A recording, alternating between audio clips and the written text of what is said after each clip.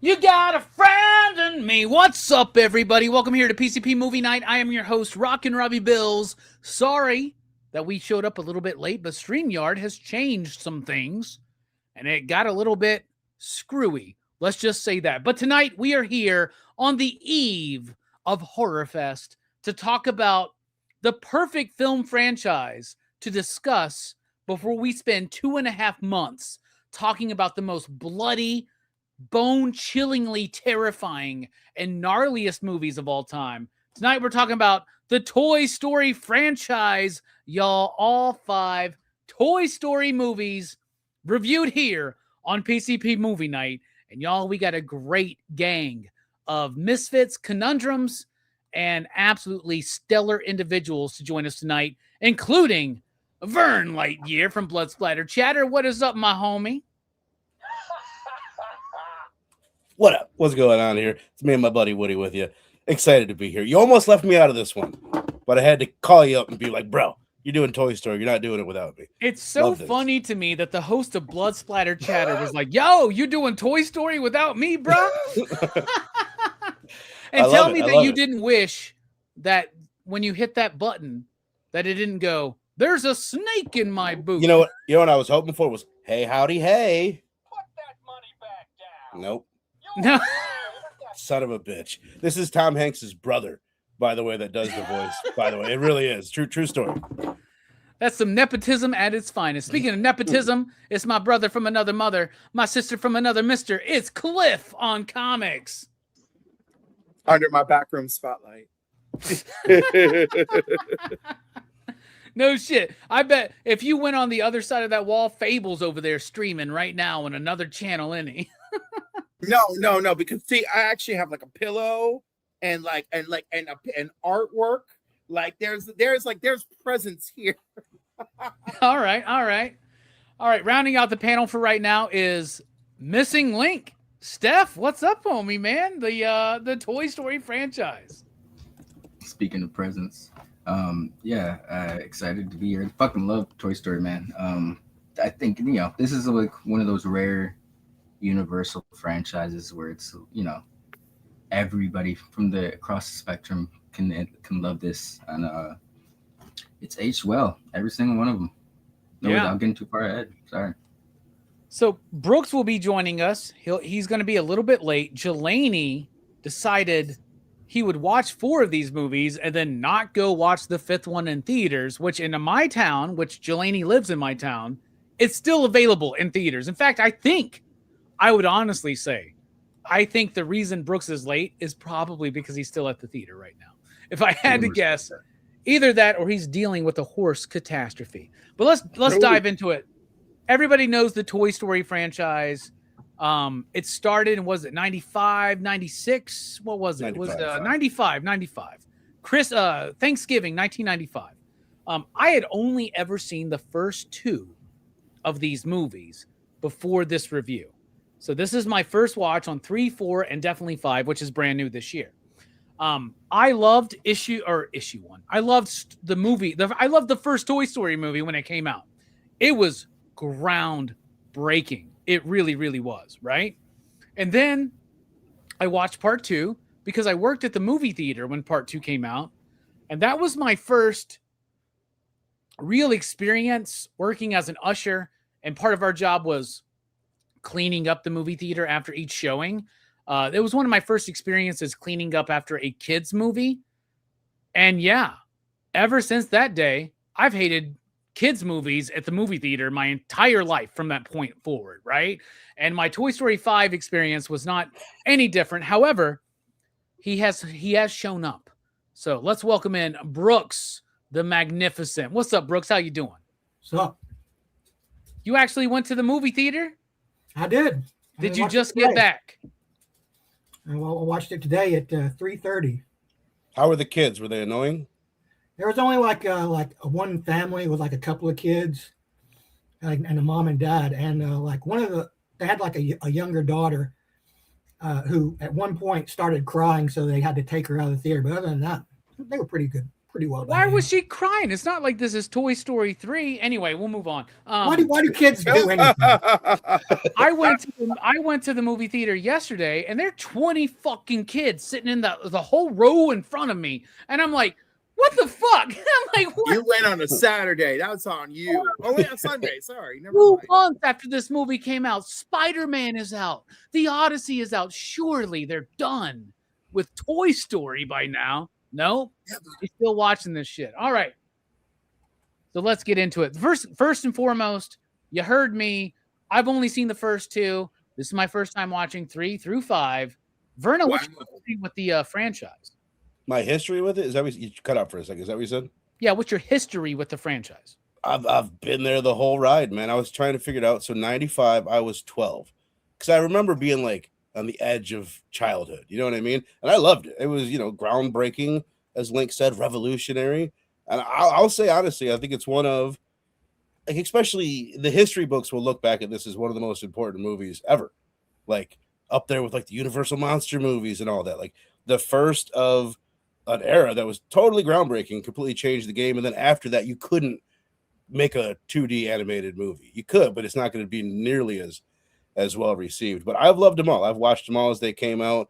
And then, as you know, like, my daughter, who's 4 now, when 4 came out, that was her movie. So that is like made me re-fall in love with it all. Now I got all the toys that I get to play with and shit. So I love it. I've always loved the entire franchise.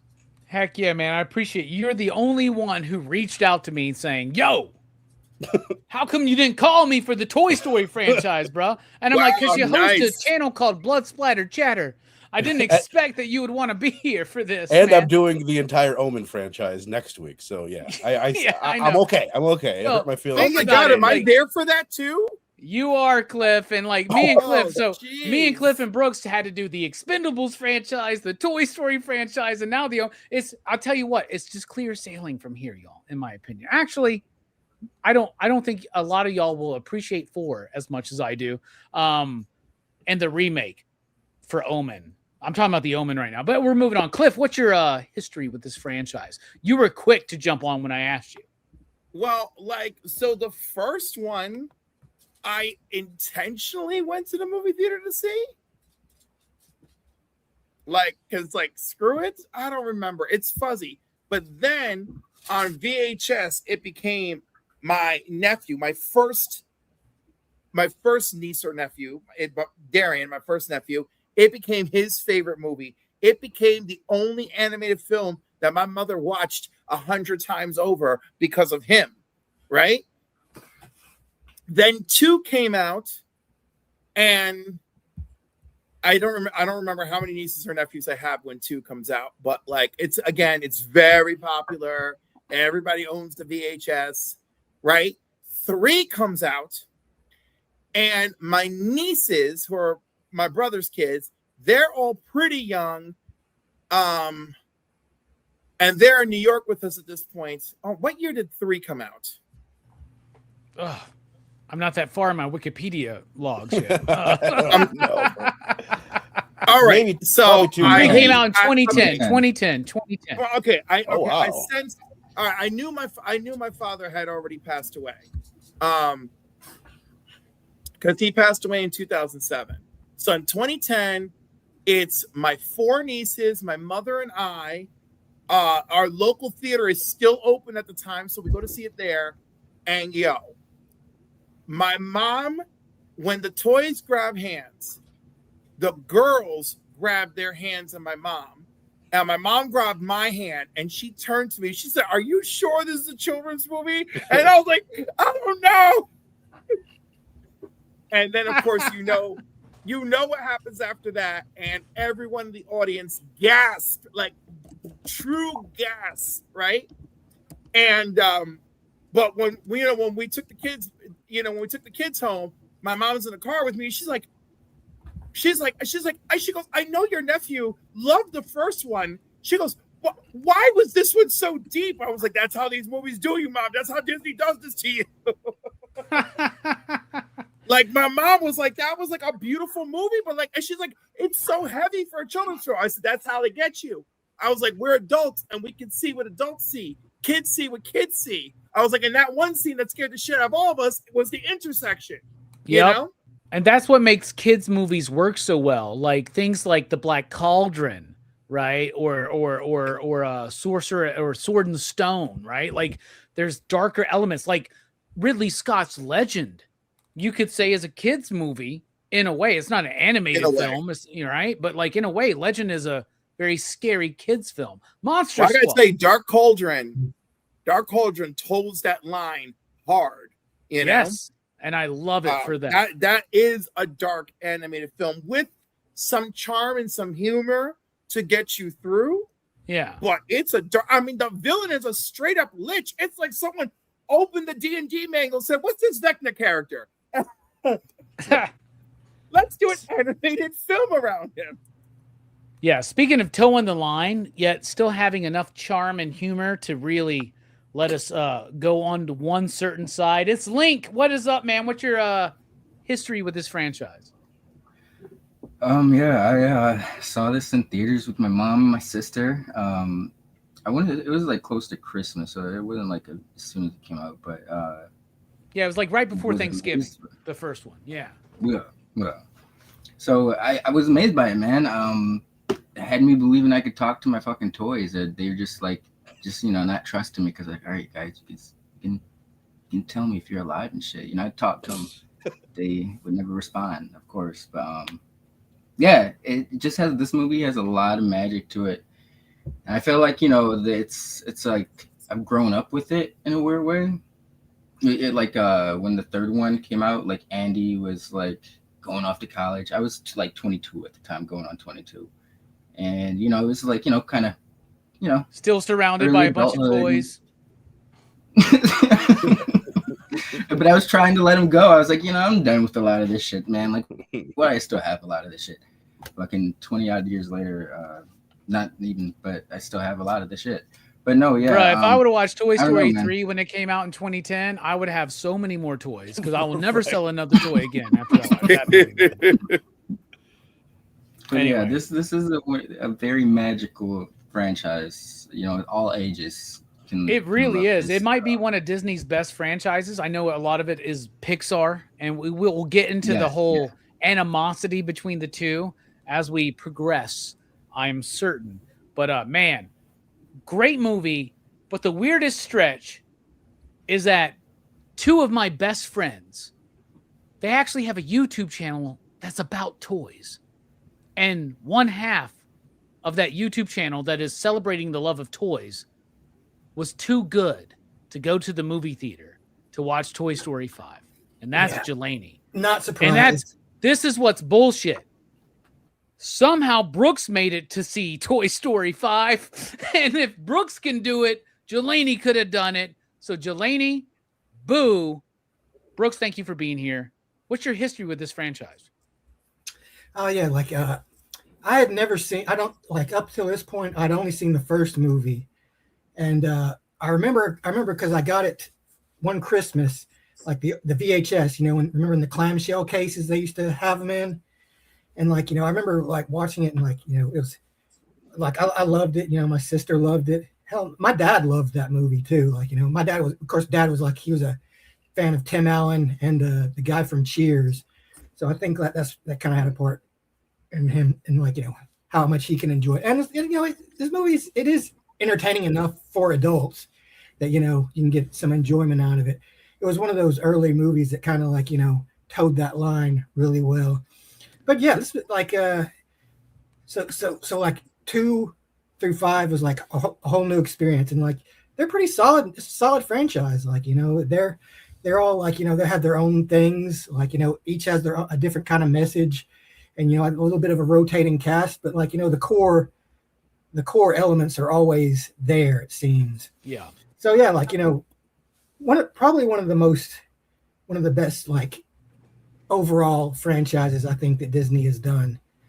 I haven't seen them all, but like, this one is probably one of the strongest. I would say we've done a lot of franchises here on PCP Movie Night. And I only have ever watched 1 and 2. And now that I've watched the entirety of this franchise, this might be the strongest most consistent and solid franchise we have ever reviewed. In fact, I think multiple films in this franchise are 5 you digs, and I can't think of many horror franchises outside of Hellraiser that I would do that for. Lord of the Rings was up there. Joe, like Well, they that? didn't rush them out either. Like, you know, they Lord took of the their Rings time. is a Yeah. trilogy. If It's I do Lord different. of the Rings as a franchise, I have to include bullshit like The Hobbit. Back to the Future, but that's the same thing where it's a trilogy but feels more like a franchise. Yeah, so some movies, some franchises go from trilogy to franchise and hurt themselves. Matrix, if anybody's familiar. But anyway, let's get into it, y'all. I bought these on Blu-ray for the first time because tonight's video is sponsored by a good homie of ours. In fact, the only reason why we're here, because we should all be watching The Omen 4 right now, The Awakening. It's what we should be doing. But instead, we're here talking about the Toy Story franchise.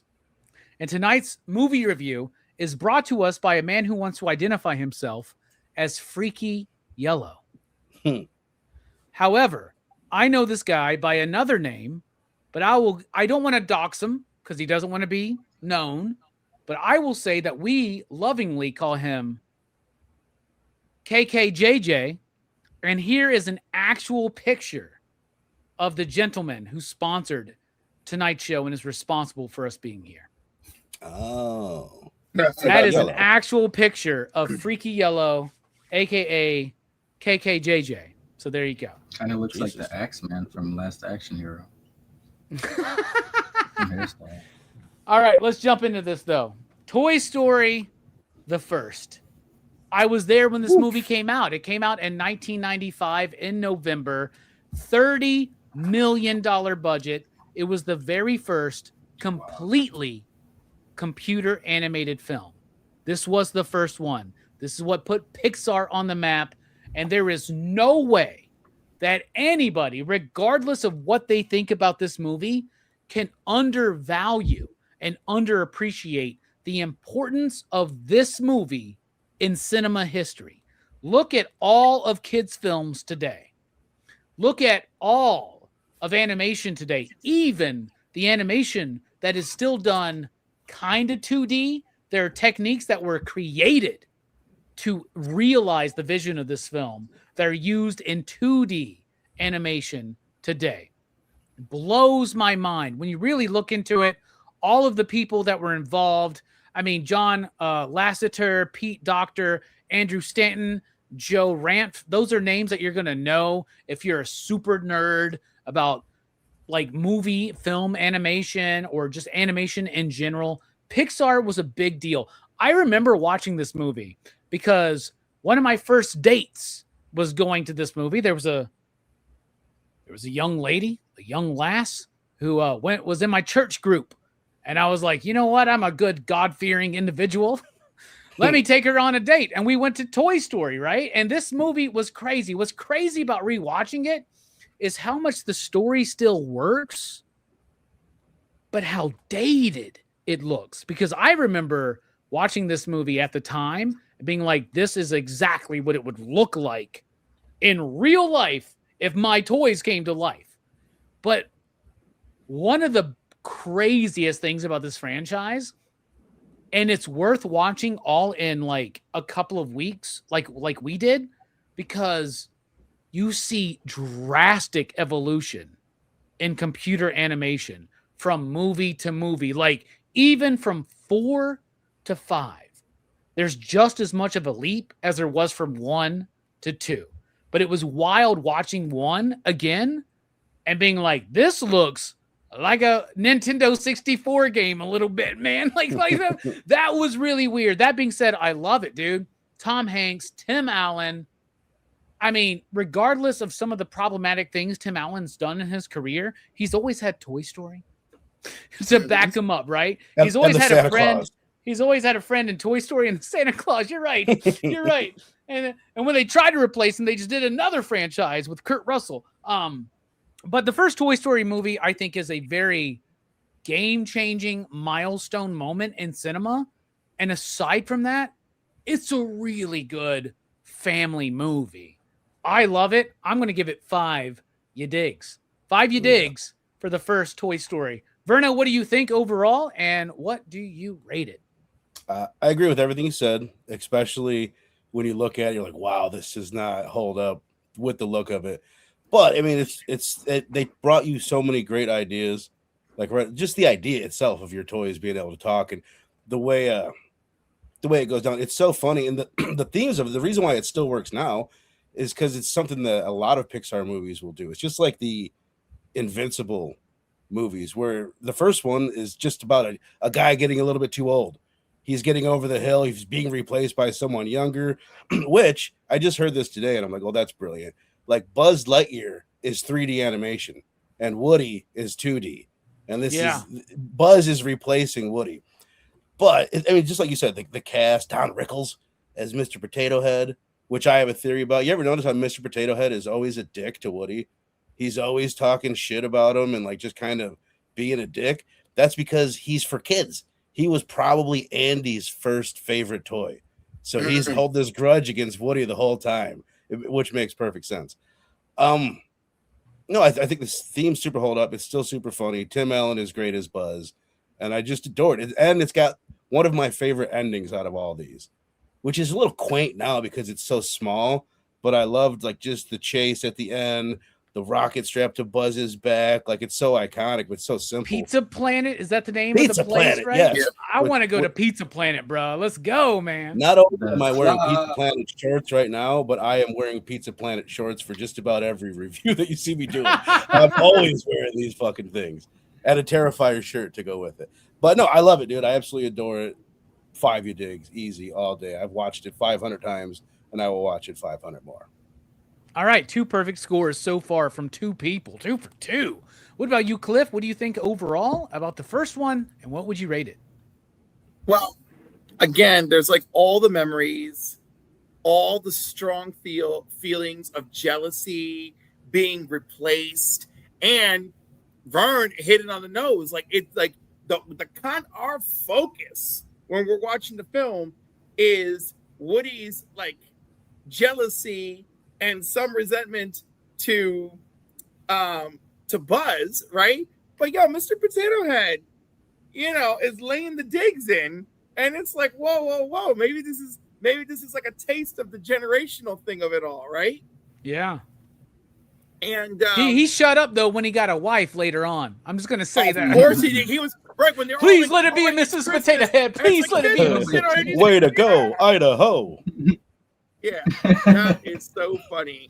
But I guess like through the course of the adventure, the other toys all learn something too. But they're the C and D characters, so okay. But they're funny. They make great relief. And man, I miss George Wendt.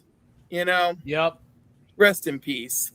But the first one, I think is really cool. Like realizing that this person could be and we're talking about the toys though, because these movies. That's the other thing about these movies. These movies are about human shit presented to us as Toy Stories, right?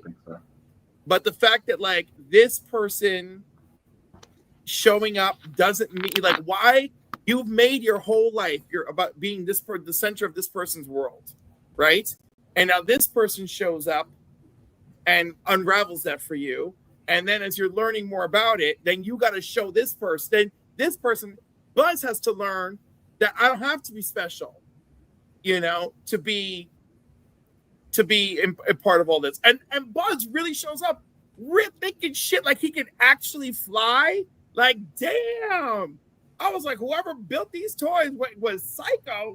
I love that throughout the entire franchise, because they eventually realize they have a bit where they can have a bunch of Buzz Lightyear, like whenever there's another Buzz Lightyear that shows up, it's like a bit in Toy Story. But I love that out of all of the toys that exist, they all know their toys except for every Buzz Lightyear toys. Right. Like every Buzz. And Forky for a hot minute. Well, no. Yes. That was the difference. That is a very special story. I mean, we're talking about a toy that doesn't know that they're a toy, that's having an existential crisis, and shit. That one's teetering on self-deletion talk. Woo! Yep. So and it references Buzz because Buzz goes through an existential crisis in the first but movie, Buzz's right? existential The first crisis one, is, oh shit, I'm not the special thing I think I am. And then Woody's got to be like, snap out of it, you're a toy, and that's what we do.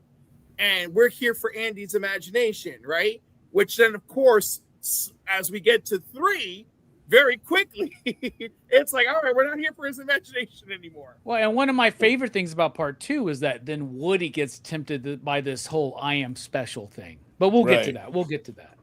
Right, but then look at This what goddamn we get. franchise has got some continuity, man. Yeah. It's got phenomenal this content. is the And most by the well. way- This is incredibly well more thought out than the Texas Chainsaw Massacre franchise. Oh, This is it's more going, going too far, Robbie.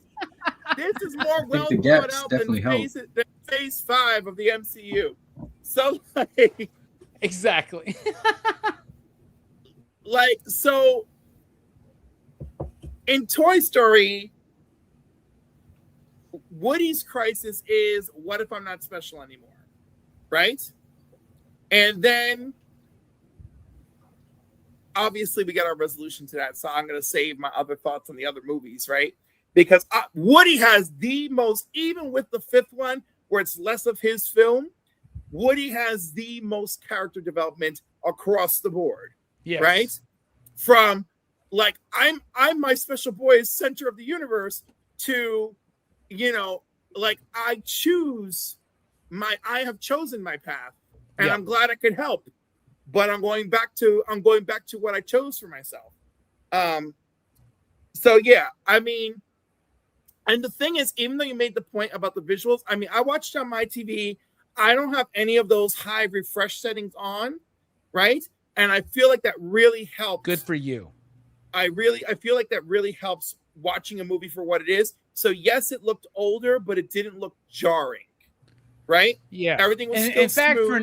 from now on, like anybody who's joining a PCP movie night, you're gonna have to fill out a questionnaire. Did you use filmmaker mode?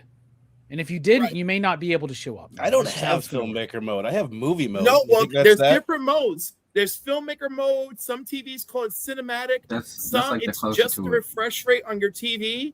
All of these can have a huge bearing. And do you know what's really scary, Robbie? How many of my friends can't tell the fucking difference? No They're like, the shit. movie's the movie, right? And I'm like, no, this movie is not the movie. When I watch the Avengers on my TV, the background is the background and it's a scene. When I watch the Avengers on your TV, the background looks like shit, and these people look like they're gonna jump out in front of me. It There's looks like huge a difference. soap opera, and I'm getting goddamn motion sickness, man.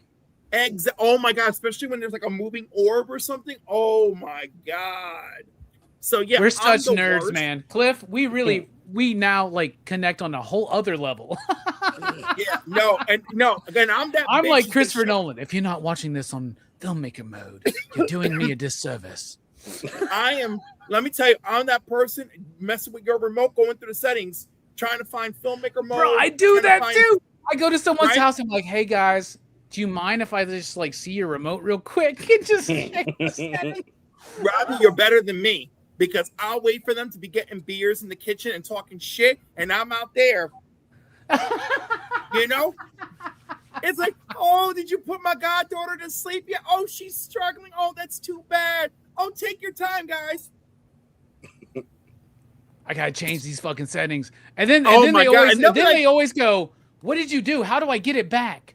Shut the fuck up. No. What's worse is they sit down and we watch the movie and they notice nothing. And I'm horrified.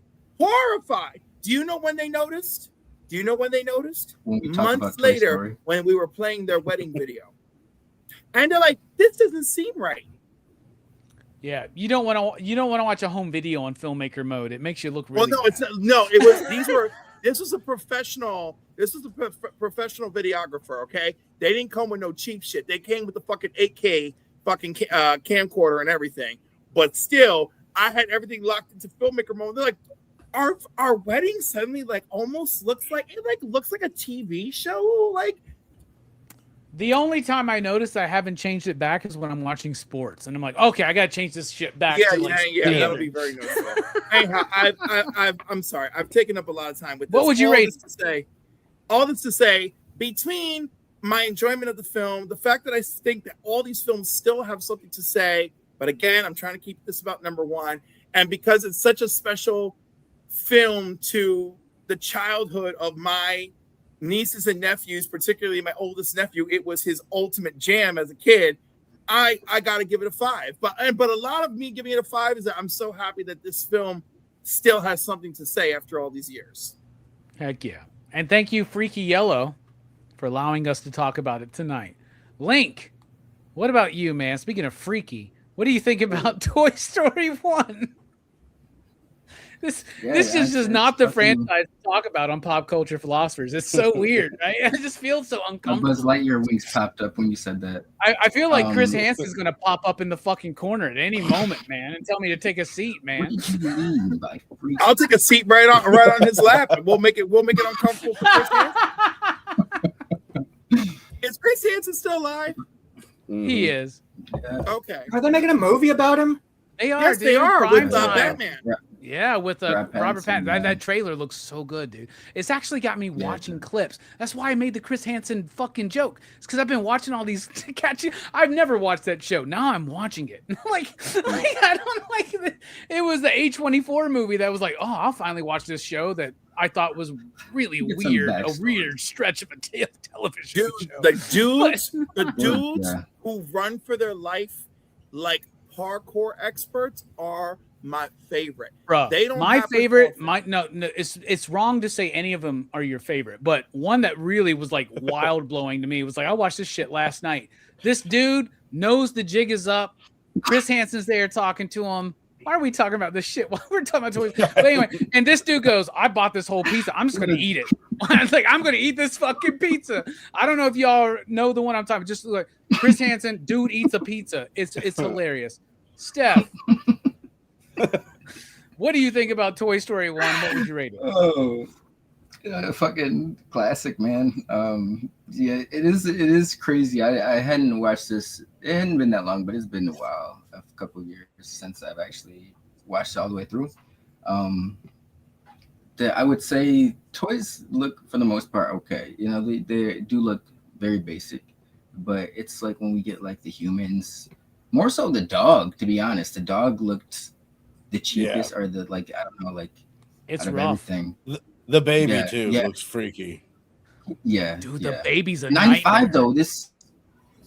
But like you guys were saying, like we're talking about came out in 95. Like let's go back in time and look at what was cool in 95. But I think the first PlayStation was just coming out in Japan, not even over here in the States. Like we were still on cartridges and shit. So, you know, that's a jarring. This was like a state of the art. And it's here we are talking about it like 30 plus years later. It's fucking, it still holds up. This movie's 31 years old. This is So why is my toys, nephew. by the way. This is the reason why like Pixar's logo is the lamp. The first movie is Toy Story. Cars, all these inanimate objects, is because they couldn't do humans at the time. Yeah. All the kids at Andy's birthday party are all Andy. They all have the same Question face. for you They're all him. guys. What do you guys think happened to Andy's dad? Do you think it was like a divorce or a death? Death, okay. And more than likely a know. divorce, to be honest. He went through a midlife crisis. He met a fucking young girl named Tiffany and got a fucking Lamborghini. Or not a Lamborghini. He didn't have that budget, but he got like a Miata with a convertible Miata. I like how it's never addressed, so you have a backstory. You can add your own backstory, and it's all valid, bro. Because Hey, let's hold this in. Let's hold this in, and then after the show, we'll work on the script for Toy Story 6. Okay. Where Andy's dad I comes know. back. Fucking classic cast. He comes man, back and is- it's the real Woody. Whoa, my God. I just wrote His it. dad is So Tom I Hanks. heard about that. his dad actually has the real Woody, Oh, no, but man. he took that Woody because he knew it was valuable, but he like replaced it with a fake Woody. So now it's Woody realizing that it's like the Clone Saga. Is he the real Woody, or is he the fake Woody that I has mean, the memories? he seen Buzz go through it. I think he's got a grasp on it. Woody's like fucking a vetted soldier at this point, bro. He can go through any kind of identity crisis. No shit, dude. He's But, been like, yeah, I've been a ringer, man. I'm gonna, long story short, this one's a 5. It's classic. It was classic when it came out. It's classic today, and it's inspired a whole fucking genre into itself. Yeah, Yeah. it's banger 5. I'm glad that Two Gun is enjoying the conversation, but Filmtastic, you are treading on thin ice right now. Do not mention that you were 2 years old in 1995. That makes the rest of us feel really, really bad. My wife wasn't born. Oh no, she was 1. Jesus. Brooks, this was the one you had seen before, man. How was it revisiting it? What would you rate it? Yeah, like the thing about the first Toy Story, I think its beauty is in its simplicity. Like it's a very straightforward story. You know, it's a pretty surface level thing. Is it's about jealousy. It's about being replaced by the new thing. Like and like when I was a kid, I remember Buzz. I always thought that Buzz was like the big asshole of the movie. But like rewatching it, Woody's an asshole too. Like he's more of an asshole. Yeah, as an adult, Yeah, but like Woody's a fucking gatekeeper, man, in modern terminology, man. Yeah, it's like I wouldn't go that far. I just feel like he is just so used to being the special boy that like the jealousy just throws him off the rails until he sees how off the rails he is. And honestly, this movie came out. I'm 14 years old. You know what I'm fucking ass deep into right now? Power Rangers. I thought Buzz Lightyear, I don't have any of the Toy Story toys, but there's a piece of me that wants them. But man, ever since 1995, I've wanted a Buzz Lightyear. That shit is bad. Like a fully functional toy, like movie. Yeah, I was going to say, toy does not fly. That's badass. I like that. Does that glow in the dark, Verno? No, this is like a busted one, man. It's not very good. It doesn't do the karate. It does karate chop action, but it doesn't have the wings that pop out or anything.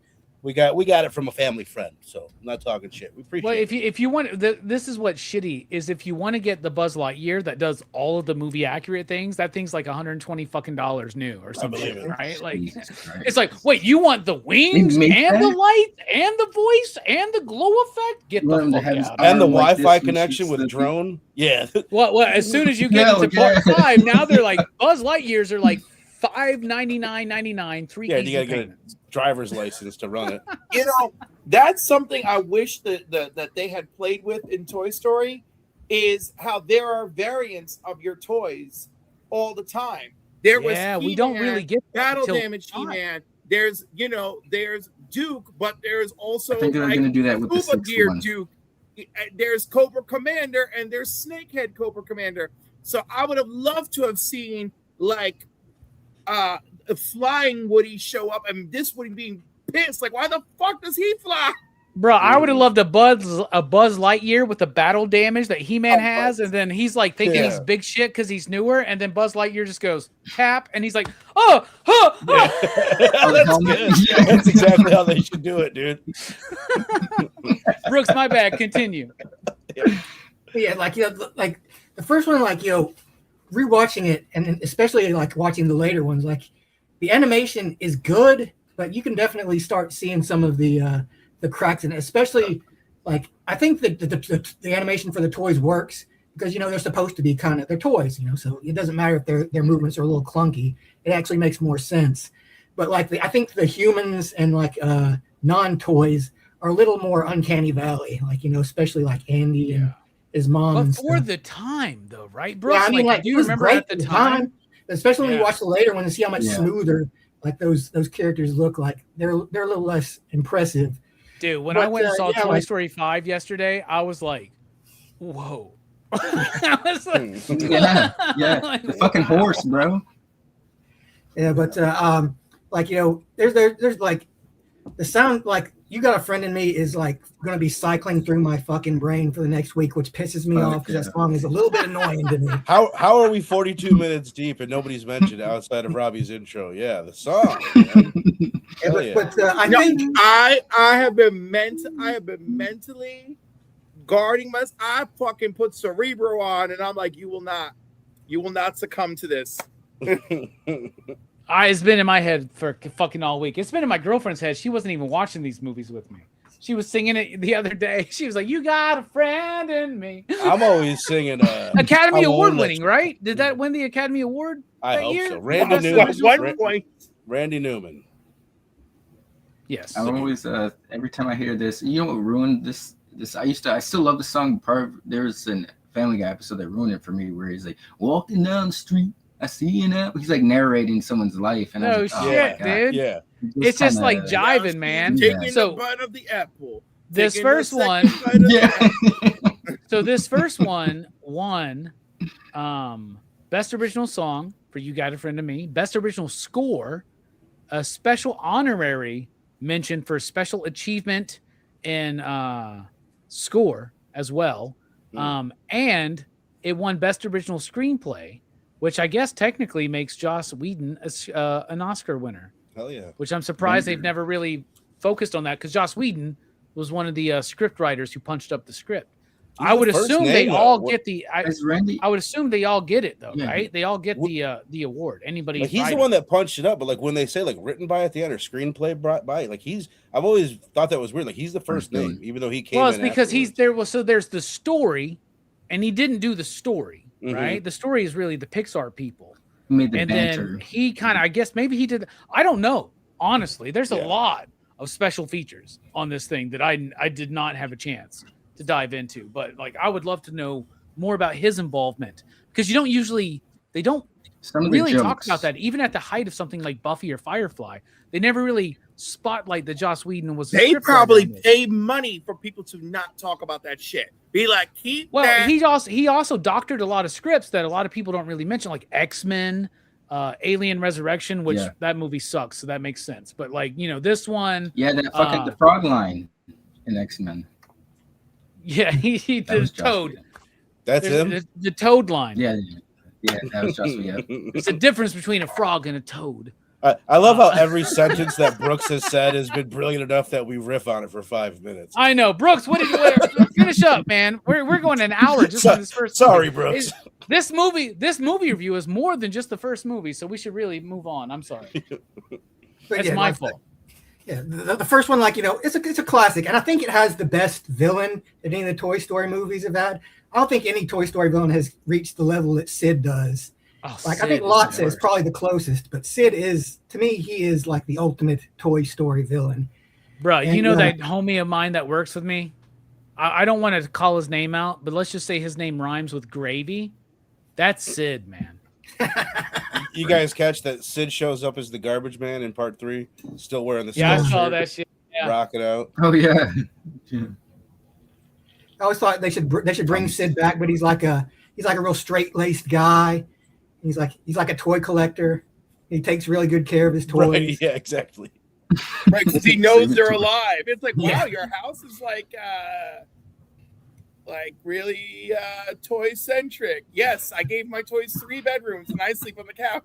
Well, what's great is he's just an artist. You know what I mean? Like in his Yeah, he's mind, kinda he's just creative. super clever and Right. creative. Like he Yeah. doesn't know they're real. but Destructive art. He's just but making like a- Jason masks in the man. basement, No, in the that's garage. body horror. He's an artist the way that like a plastic surgeon likes to amputee girls, on the side over the weekend. Like that's dark shit. I'm up for it though. Yes, like I watch SUV. I mean SVU every once in a while. Anyway, Brooks, what would you rate the film? Yeah, I'd give this one a 5 just because, like, it's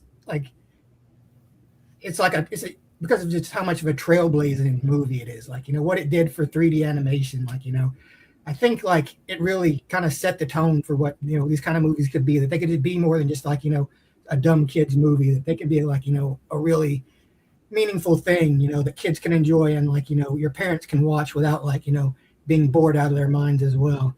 And like I used to love the toys. Like I think it was Burger King that did the toys for this one, right? Because I remember having a lot of them, like the little Buzz Lightyear and the Bo Peep spinning top. I think I still have a couple of them. But yeah, it's like this movie was kind of perfect for that. The whole like toy thing because they're already toys. So like just make toys of them. So yeah, I give this one a 5. Like it is. I think it's an important movie. Like even though it doesn't like a lot of the animation doesn't, it's still good enough, and the story carries a lot of it. And like it's the vibes, I guess you could say, that really carry this movie more than anything. All right, so I want to correct something It didn't win Best Original Screenplay, Best Original Song, or Score. It was nominated for all three of those. It was also the first animated film to be nominated for Best Original Screenplay. The only thing it won in 1995 was the Special Achievement presented for the first fully computer animated feature film. It actually did not win Best Original Song until Part 2. When did they start doing like visual effects and stuff like that? Well, I don't know. They've been doing they did visual effects for a long time. Yeah, it's that actually visual effects started special. Well, so they did special effects, which they then separated makeup effects from computer effects. I don't know when they did that, but the first makeup effects was for American Werewolf in London. It was Rick Baker. So I was gonna say, I know that many of the Star Trek films benefited from that separation, but I can't remember how far back it goes. But yeah, you're right. It starts with American Werewolf in London, which is awesome. Yeah. So this movie cost $30 million to make, which was insane for an animated feature, especially at the time. It made $400 million. 2002. And that's because tickets were cheap. Okay. Thank you. 2002. Probably. So that means that's influenced by Lord of the Rings, right? Lord of the Rings. Yep. Yeah. Yeah, I know we spent forever on this, but real quick question. What do you guys think the impact of this movie would have been had it been traditional animation? You know what I mean? I think it still would have been popular. It still would have worked as a story. It would have been popular, but it would have been something like Fievel, or it would have been something like...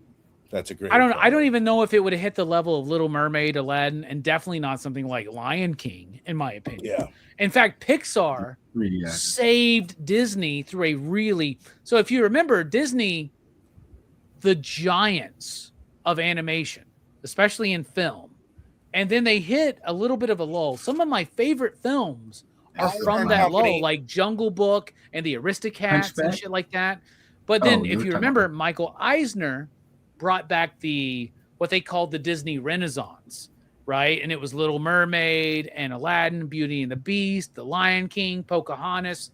We all remember Michael Eisner because of the Wonderful Night of Disney, or whatever the hell it was, like they did. Wonderful World of Disney, which he brought that back as well. We can all thank his gay ass.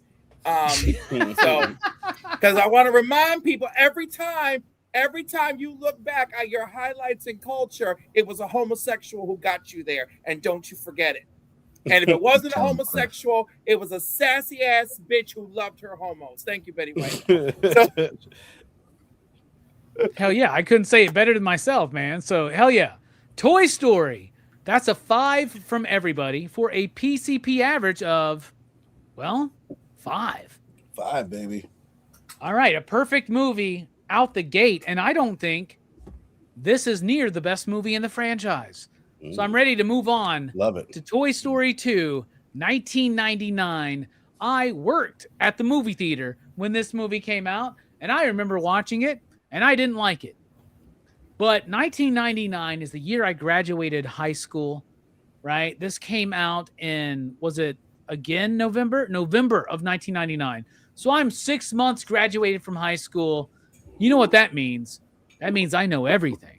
It means I know everything about the world, how people react and act, people's motivations, and of course, I know everything about cinema. Even though Toy Story 2 is still, right now, revolutionizing animation. Watching it this time, blown away at the animation difference between 1 and 2. In just 4 years, the leap in technology and skill of the animators was absolutely insane to me. Cost a little bit more. It was $90 million, but it made $511 million in 1999. And we're going up against The Matrix, an Austin Powers movie, Phantom Menace. That was a big year, 1999. I know because I worked at the movie theater, right? I started hating kids' movies so much at this time, and I got so snobby Robbie. That was probably as I was approaching my peak of snobby Robbie, which I would believe my peak would probably be 2004, 2005. But rewatching this movie, it brought me to tears. When that bitch Emily gives up Jesse, Not cool. I'm done. I'm so done. In fact, my And most it would only hated. take us 30 years to have closure. I was about to say, I hate Retcon. like the whole time. I'm like, I hate this woman for what she's done to this toy, and they finally pay that off. The consistency within this franchise, where they always are paying off things, blows me away. When I first watched part 2, I was annoyed that they were like, "Oh, so it's Woody, but it's a chick version of Woody." Big fucking whoop, right? And it's Joan Cusack, right? Mhm. Yeah. And I great. like her. Love her. She's actually I more love annoying to her. me in part 5 for some reason. I don't know. There's something about the voice that like irked me in part 5. However, in part 2, I loved it because it's tying into this idea that Woody goes, "Oh, I am special. I'm a collectible." And we're throwing that in. And then you got fucking Newman from Seinfeld and Barbasol guy from Jurassic Park. Like he's playing the toy collector. And then there's a part of me that's like, I've always been the guy that like wants to hoard these toys or rebuy these toys just for the enjoyment of them. I don't buy them to like sell. It's like I'm not specking on vintage Masters of the Universe. Brooks knows every Masters of the Universe toys I ever bought as an adult is still here. And like I got them, like I love them, right? And like I don't know, I really love the idea of that even in 1999, before Whatnot, and even slightly before the big wave of eBay, they are recognizing the idea of like the collectible and the vintage toy and tying it in to being left behind. And dude, when Jesse's telling her story, I didn't cry, but I teared up a little bit. I'm saying I didn't cry because I don't think the tears fell. Yeah, they welled. They welled. But I was welling up, Gotta and get I some was like, emotion. that cunt Emily. I'm was so sorry, fun. man. Like, I'm messaging with Robbie, and he's telling me like 2 of the 3 of them made me cry, and I was like, it's the end of 3. And then when Jesse gets given away, and he responds, "Emily, that bitch." I just thought it was so funny. but this movie tugged at my heartstrings. I think it does excel artistically, story-wise, performance-wise, like the voice acting. They're getting it all together. They're refining it. And Pixar at this point had done what? Bug's Life. They hadn't even done Finding Nemo yet. So like, Yeah, or that The was in Incredibles. 12, So like, they're still leveling up. Was this the 3rd movie? When did Monsters Inc. come out? Maybe right. before or after? I don't remember. That was 2001. Yeah, that was 2001. So that was right Finding after. So Nemo it was was like 03. Toy Story, Bug's Life, Toy Story 2, then Monsters Inc., and then what? Incredibles and Cars? Like that's it. That's No, I Cars forget was about Finding Nemo. 2006, Incredibles. Yeah. Anyway, ridiculous.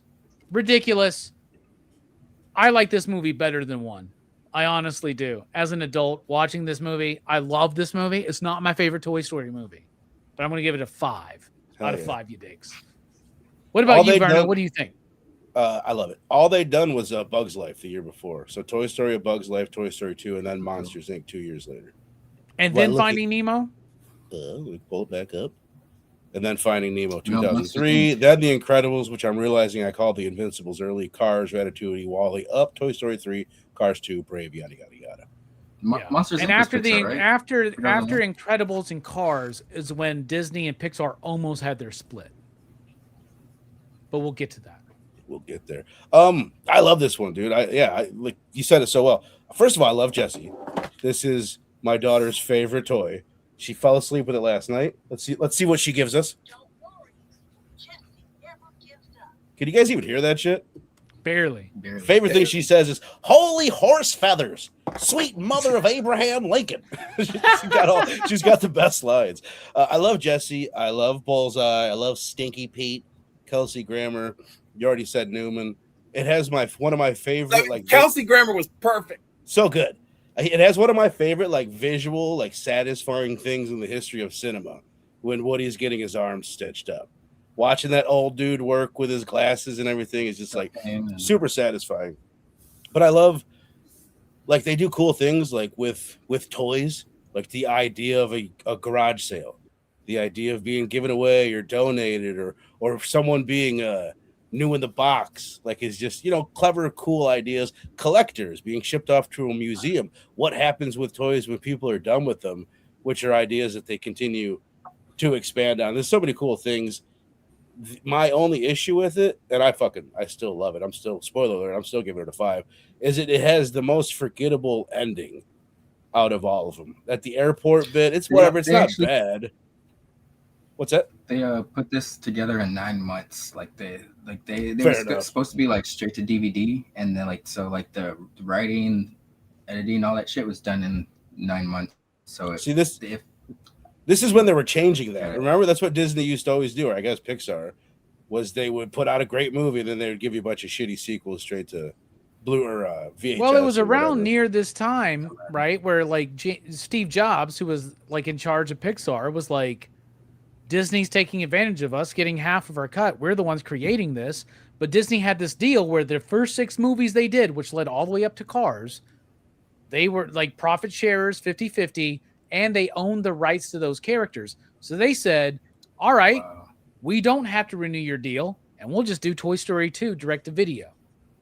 And they were like, oh, no, you're not.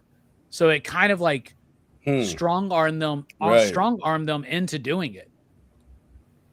Bullshit. Last minute rush. Borderline blackmail. But fuck with the mouse. It's almost like my favorite. Like, but look at the amazing quality people that corporation has become all these years later. Oh, that's right. That's right. No. Go ahead, Verno. I'm sorry. The music is wrong. Good. Hell is a place on earth. I love the whole Al's Toy Barn bit. I love Barbie giving you the tour guide. No questions till after the tour. Like, it's so good. They all flow. I love when they all do that double take when they like drive back and they're like, wow. Barbie's dream house. It's so funny.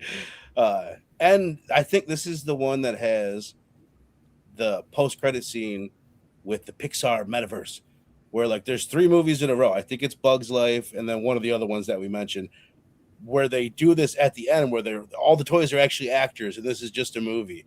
And I've watched a whole 50-minute YouTube video on the Pixar metaverse, breaking it all down. Like, because if you look at it, it's toys that are filming them. Like, somebody does like a cut scene and you look in the arm as a toy. Yeah. So it's like, what is going on in this universe? We've got toys making movies about toys with humans. In A Bug's Life, on their post-credit scene, one of the bugs swallows a bug and they laugh about it. So it's like, what's going on here? Like, what is this universe? But I love it, man. Could you imagine you're making a movie with Brooks and he accidentally eats Link and we all just laugh? Right, that's what I'm saying. It's like, or a tiny version of Link and be like, hey, I pay for that OnlyFans. I just pull a curb and just That's not what I have in mind. I'll direct. Now I'm both Double Dragons. We got to do the fusion dance. We've also got Bullseye. The introduction of Bullseye. I love when he's licking Cheetos off the collector's fingers. There's something so gross about that. But yeah, I love it. There is something about fucking overweight comic book white nerds.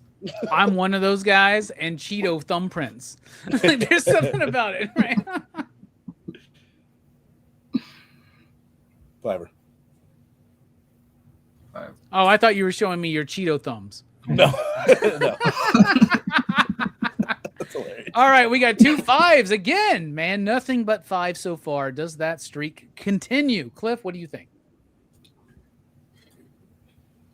All right, so this movie was like, and by the way, so my nephew was like 5 or 6 when this came out. So we went to the theater, and I remember enjoying this, but probably because I've always loved Joan Cusack, right? And definitely, so now watching it now, I definitely find this funnier than the first one. Yeah. I love Jesse, freaking Stinky Pete, so villainous, but like, again, it's really interesting. The villains are very unique, right? And this one is like, no, just like, why invest yourself in being loved when you could just like live forever? you know, and Woody is like choosing like, no, even if my love is limited, I you know, like even if it has an expiration date, I'll take that over, you know, I'm just like immortal and in the Minton box for the rest of eternity, right? And then Jessie is devastated because she's like, Emily, stop loving me. And of course, it's going to take us 30 years to realize that that's wasn't about Emily stop loving you. It was just that's what you experienced, right? But there's so many. So like this movie is about like, so Woody's fear of abandonment is like Jessie throws in his face. She has had the abandonment, right? You know, of course, and you got Sticky Pete reminding you childhood doesn't last forever. And then the allure of, well, having a meaningful existence, the allure of like being appreciated and being special and rare, but that's a perfectly preserved existence versus a meaningful existence, right? I mean, these movies are deep. So surprisingly, I really loved it. And also you brought up that not going with the trope. No, someone in the chat brought up that I love not doing the trope of like freaking Woody and Jessie hooking up. I appreciate that. And I really appreciate that vibe from Woody at the end where it's like, oh, look, my family grew because Jessie and Bullseye are here, right? Yeah. And also the friendship is so very real of Woody and Buzz because Buzz immediately goes to get him, you know? Yep. Like there's exactly. like no hesitation. He's like, I'm going to do this because he would do it for me. I mean, he's proven he would do it for me, right? Even when he freaking resented me. Anyhow, all of that, it's hard. It's another fucking 5. I don't even know what to tell you. Yes. Another like, 5. I am completely in my feelings watching this movie. Completely. When I first agreed to do this, I was like, well, I know that 5, like the first one, I'm probably sure I'll give it a 5, but I'll go down on the second one. I really want people to know that the second one's not good. Nope, I was wrong. Like, I love this movie. It's bringing me, I'm welling up in tears watching this fucking movie. And this movie also, did win. I got some good laughs in this one. It's funny. The animation's better. The camaraderie between the characters is better. And this actually got nominated again for Best Original Song for When She Loved Me. But it did not win. Let me tell you something I noticed. And Woody's Roundup, bro. Woody's Roundup was a great song. Yes. I love that Woody in that sings the You Got a Friend in Me. I love that is like a part of the franchise that we've got Tom Hanks singing that. I gotta tell you, you brought up the animation. I want to say something. I noticed the lighting. The lighting was dramatically better for the animation in this one. And I know that's like I don't know, but I just thought that was such an interesting thing. Like it was like, oh, we figured out lighting like way better than the first time. Which makes sense. That's something that you're working with animation. And I'm going to tell you something. This Blu-ray even looks different than the original. Like if you pull this up from VHS compared to the current Disney Plus or Blu-ray version, they've touched it up. I've got it in 4K. Just saying. I bet they don't really touched that one up, man. Yeah. By the way, you don't even have to do much with the touch-up. The upscaling for those renderings was not difficult, you know? And by the way, I got to admit the Toy Story that I watched, Toy Story 1, probably also benefited from that. Because like I said, even though I have it on regular cinematic mode, it looks very smooth. So I'm sure if I found my old Blu-ray, it would be night and day. All right. 3-5 so far for Toy Story 2. That means Toy Story has not missed yet a perfect rating. Link, where are we at right now on TS2?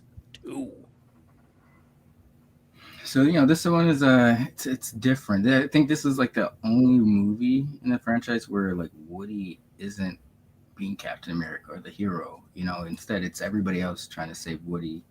And got great songs. I think it has the best introduction of newer characters besides the OG cast, if that makes sense, like Jessie and everybody. Jessie kind of is like a Harley Quinn where she feels like she's always been there type of thing. But this is probably my least favorite in the franchise. I think the fact that it was made in 9 months, like I didn't find that out until after I rewatching this. I was doing research for this movie, and I could feel that in certain aspects. Like it does look better, but there's just something about it's like, you know, where they're trying to introduce a little bit more elements with Buzz with the whole Zurg thing. And it's like there's bits with the jokes and those are cool, but it's like they never kind of, I mean, it looks like they're going to capitalize on that now, but it never really, you know, we don't hear from Zurg ever again. And I don't know, maybe it's just because the movies work better when Woody is being the hero. It's a weird move for me just because we do get like an origin for Woody and a lot of his backstory, but I don't know. I think the movies work better when Woody is being the savior. That being said, still an amazing movie. Like, these are all amazing movies. So I'll give this one a 4.5 out of 5. Fair enough. Can I respond to Filmtastic's reviews? Of course. He's talking about something in the Lightyear movie with the Zurgs. Those are two different continuities, bro. It's like that's based on the real Buzz Lightyear, and this Buzz Lightyear is based on like whatever it is, comic books, cartoons, where there's different backstories. So it doesn't have to be the same. The backstories don't match up. But good call. And plus, if we go into the meta idea that we're talking about a toy in which the creators are always retconning and rebooting the origin. Right, and as Filmtastic says, yeah, it's a Star Wars bit, and it's like that's what we know, right? Yeah, I love when they do it in 5. Was it part? Oh yeah, 4 or 5 where he's like, by the way, Zurg's your father, and they're Zurg's like, our dad. No, that's a good one. I mean, that's a bit that he established in this movie, right? Because didn't he tell fucking his clone, or the Buzz tells the other Buzz, like, by the way, yeah, this is the only one where Zurg really shows up, right? But I think that's earned because I'll be honest with you, Buzz Lightyear, if y'all remember, was the standout character of the first one. Buzz Lightyear was cool and I've always been a Woody guy, bro. Well, but the reason why they picked Buzz Lightyear versus Woody is Woody was meant to be like the howdy doody, right?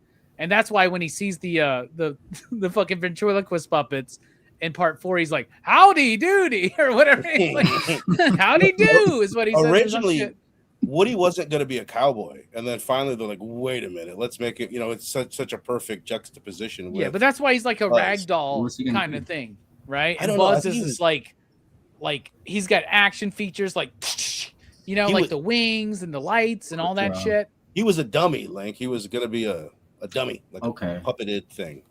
Yeah, he was going to be Howdy Doody. He was influenced by Howdy Doody, and so they were trying to be like the toys of yesteryear versus the toys of today.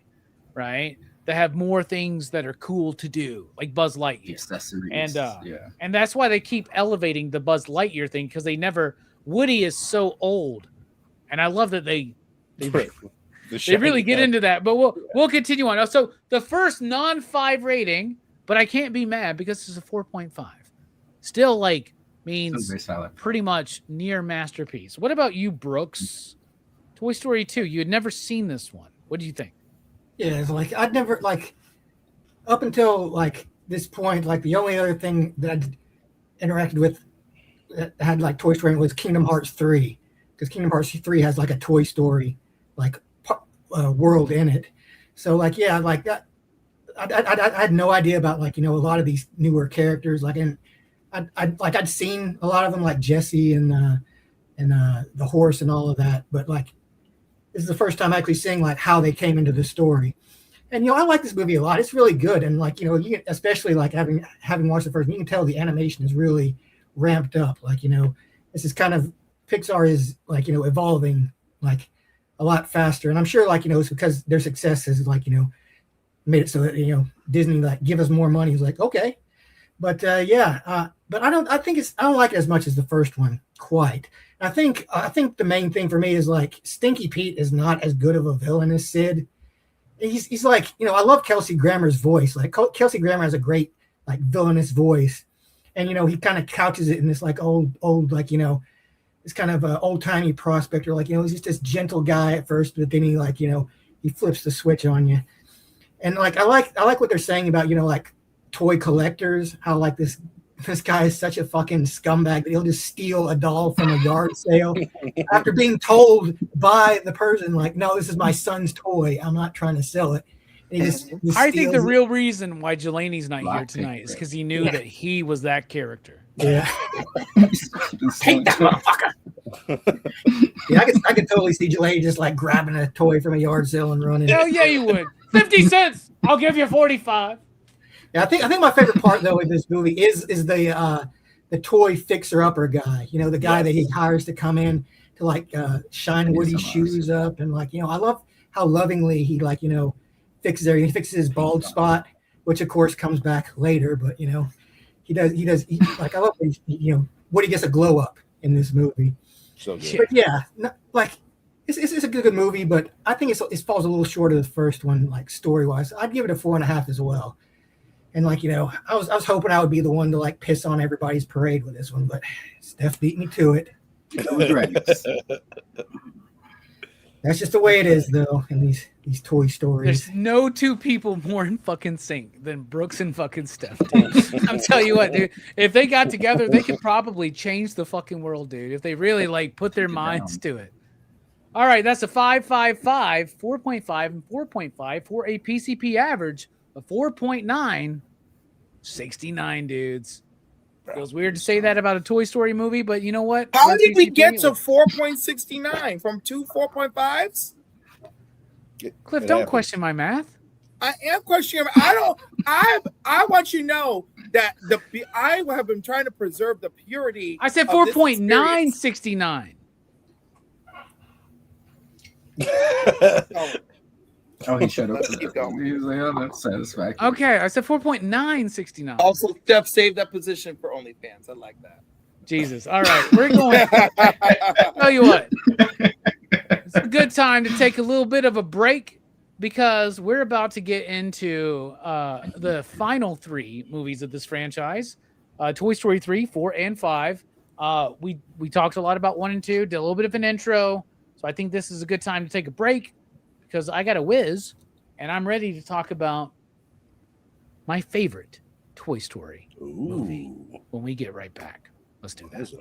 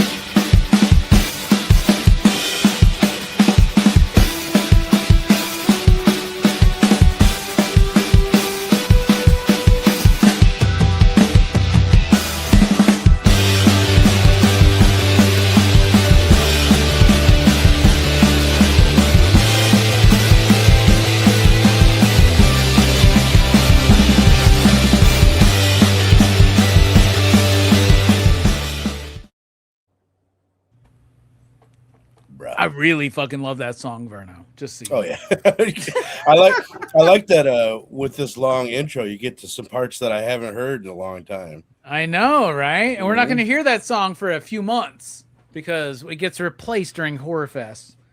And I don't know if anybody's ever picked up on this, but anytime we do a horror film, regardless of the time of the year, we change the song. Bro, you said that, and I'm like, wait, you do? I Yes, don't they even know do, if I man. know. I do. Like March Madness it's always like it's the same song that we use for some Horror creepy Fest and shit. shit. By the way, whatever music you picked for your Horror Fest trailer, totally demonetizes our channel. You know what? And- I was worried about that. It's okay. It's okay, except for I used it in my weekly comic book review and demonetized like my number one money winner. Oh, that sucks, bro. It's all right. It's okay. You owe I me should've like warned you. $250, but it's okay. Don't worry about it. We'll talk about that later. But why not demonetize this one? Let's go. Let's roll.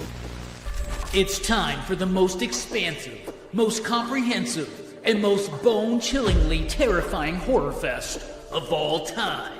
It's got a death curse. This fall, across 6 channels, we'll be reviewing 69 movies that will truly blow your horror-craving mind. No, don't do that! We have you covered almost every night of the week as we dive into cult classics, forgotten wonders, modern masterpieces, and movies you've never heard of from places you've never been. So come and celebrate the darker side of cinema and unleash your inner horror fun. It all starts August 17th on PCP Movie Night with the Omen franchise, and it all ends on Halloween night with Night of the Demon. It's all happening on Pop Culture Philosophers, Dylan's Horror Show, Blood Splatter Chadwick, One Collection Down, Heroes for Hire Comic Club, and Metal Elf Collectible. Be sure to sub up to each and every one of these channels so you don't miss a single terrifying episode. That's right. We are a week away from the biggest, greatest horror fest of all time. Like y'all, it's the what did I say? The most expansive, most comprehensive. Because a couple years ago I said the bloodiest, most transgressive, right? Which was cool. I like when you said that. I don't know That was why cool. watching dudes choking each other turns me on, but I like it. Where the fuck did What? Because I didn't even really hear what you said, Cliff. What'd you say? I said, I don't know why I enjoy dudes choking each other, but I like it. Because one of the horror fest is that dude choking on the other dude. It's from Reanimator. I like the bit where when you said the channels, you showed one of their movies for their channel. That was good at it. Thank you. That was the bit we added on at the end. That was I had to get some additional audio from Mr. Rockin' Robbie for that. All right, y'all are coming in weird and choppy to me, so that must be on my side. I believe so, because you sound great. How do I come across? Am I good? Yeah, you're fine. Trying to think of All something right. funny to say, but yeah, no, you sound great. Good. All right, let's just do this then. Let's get into it. The rest of Toy Story, the franchise, we're going to go into Toy Story 3, which I will boldly declare is my favorite Toy Story movie. So you already know I'm rating this one pretty high. But this movie came out in 2010, which was 11 years after the previous one. We alluded to this. We talked about it a little bit. But Pixar and Disney were having their big kerfluffle, their big problematic period together. And then they realized, oh, we actually will make more money together. Pixar saved Disney during a drought. We were talking about the Michael Eisner period, the Disney Renaissance. That ended. And Disney had a string of 2D animated failures. And also, they tried to do a 3D animated feature on their own, Dinosaur, which I do like, but it's not that, it's not Toy Story. It's not that franchise. It's not what Pixar brought to the company. Pixar, it was the new evolution of Disney, right? And they've kind of worked a lot of things together, but it's why it took so long to get a Toy Story 3. And I am very glad we got this movie. So first of all, this movie, so budgets go up. This one cost $200 million. Right? They knew what they were making. Marvel money. Yeah, $200 million. You know what? Do y'all know what this movie made? Do y'all know? Anybody? 1.3 billion? Yeah. Oh. Actually, it's 1.06, but close. It was over $1 billion. This movie made $1 billion. In 2010, making $1 billion was not a common thing. And even now, it's not a common thing. It's like what 100 million used to mean is what 1 billion means today, right? Like Spider-Man's going to make like $2.5 billion. Toy Story 3, 16 years ago, made $1 billion on a $200 million budget. And I'm going to tell you, it is well-deserved. This movie is awesome. It's also the first time the Toy Story franchise won an Academy Award. 2 of them, actually. Verno, do me a favor.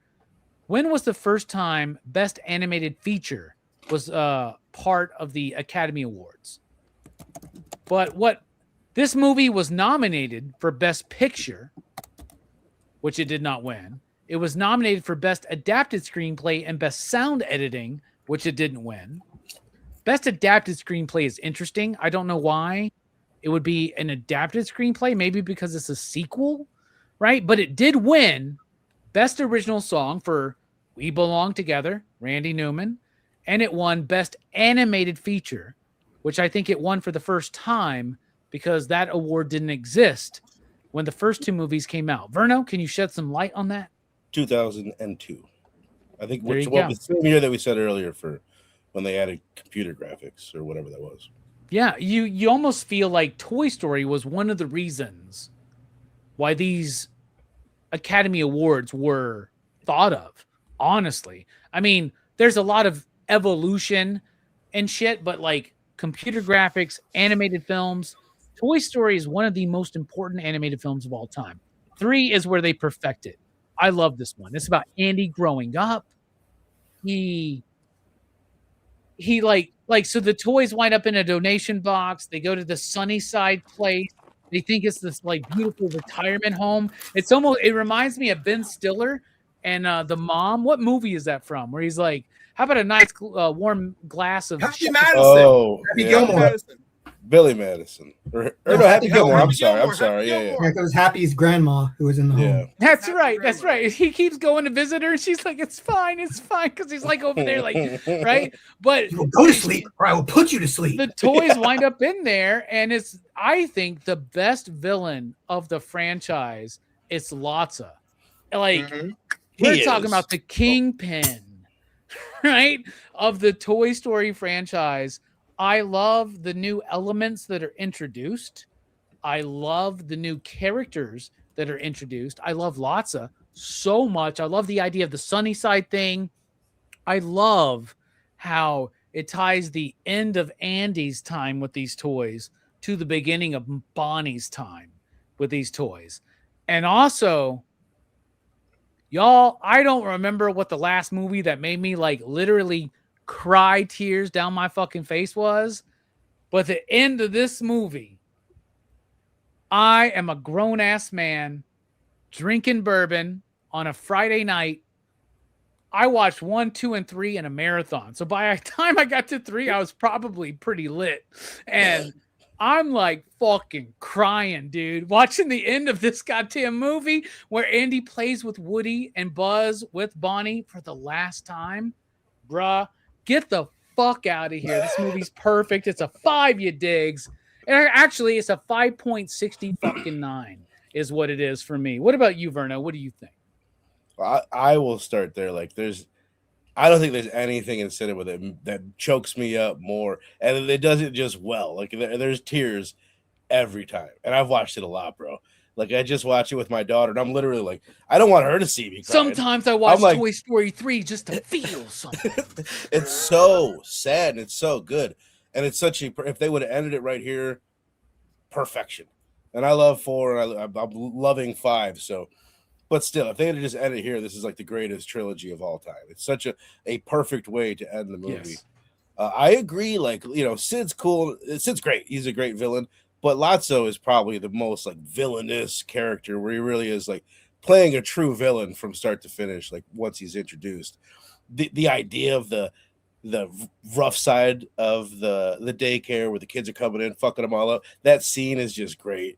They're all excited. Who does his voice, by the way? I can't think of it. Ned Beatty. You know who that is? Oh, really? Like you talking about Deliverance Otis from fucking Otis. Superman? Yeah. Is that what it is? Otis from Superman gave us the best Toy Story villain. Otisburg. He's got a great voice. It's the same, really similar with Kelsey Grammer, where it could be so soothing. Just come on in, Toy, you know. Yeah, come on in and enjoy Sunnyside. Yeah, dude, it's nice. I had no idea that was Ned Beatty. That's crazy. Ghetto Superstars. Or that's I don't know if that's what the movie was called, but the Maya song, Ghetto Superstar. I remember he was like. That was from Bulworth. That's Warren Beatty, bro. Yeah. Was he in Warren Beatty? Oh, Warren Beatty's his brother. Different Beatty's. Sister. You're thinking of Dick Oh, Tracy. are they brothers? You're thinking of Clyde from Bonnie and Clyde, brother. I like that Beatty better. Think about his shorter, stubbier brother. This is one, like the first time I saw it, I was like pretty taken aback by how adult the themes are. You know what I mean? Talking about, a lot of people say Marxism or whatever, but the inarguable thing, it's like an authoritarian dictatorship. I think is how you would say that. It's a dictator. Or the creators say it's based on like a Prison Break thing. They say a lot of the old Prison Break movies were the influence on it, which it is, but like the way they're like treating like the society of the daycare is really interesting. Like the Great Escape and shit like that. Yeah. Stalag 17. Yeah. I'm pretty sure it's Michael Keaton as Ken. And so much of this movie, like he cracks me up. Him and the Barbie movie owes a lot to Toy Story. Yeah. So good. Spanish Buzz. I love Spanish Buzz. I love what they do with Buzz in most of these movies. I don't think they do enough with him in some of them. But there's a part where it's like, it's got a great opening and everything. There is a part like towards the end, not before the ending, where it's like maybe it dips off a little bit for me. And when I was watching on this rewatch, I'm like, I don't know, maybe I don't like this one as much as 1 and 2. But then when I'm just like a fucking puddle of big fat guy at the end of the movie, just like, it's like, no, it's brilliant. It's so good. I mean, it's an easy 5 for me. I love it. It really is one of the best endings like in a movie, I think. Do you think they undercut Buzz's character throughout the franchise because of the Tim Allen kind of, it wasn't even really controversy. It was just kind of wrapped up in a bunch of bullshit, right? Like, I guess like where everybody was kind of like really paying attention to the actors more than the performances, right? And like, I don't know. I feel like they kind of undercut the character just a little bit. I feel like, maybe I'm wrong, but I feel like that was more the case by the time 4 comes around. Not with what they do with the character, but with the way that the world was at the time that 4 came out. I don't know if 2010 was that big. Yeah, you're probably right. Yeah, you're right. I was gonna say Tim Allen's like from the Detroit area, and he's good down here. So you know, for whatever bullshit, I love him. Yeah. Hell yeah. And he was, dude, yeah, I mean, he was such a big deal to me when I was a kid. Like, that was the show. He was the TV dad, like for sure. Yeah. But you know, this one's great. Easy 5 for me. All right, 2-5 so far for part 3 from the 2 guys that gave the previous 2 movies of part 5. Who self-admittedly we were blubbering piles of tears and man at the end of this fucking movie. What about you, Cliff? What do you think about part 3? Well, the movie still makes me cry. Although I will say the most recent tears outside of rewatching this film was Aunt May and Brand New Day. Give Marissa Tomei all the goddamn awards. Bitch had me sobbing in the fucking theater. I was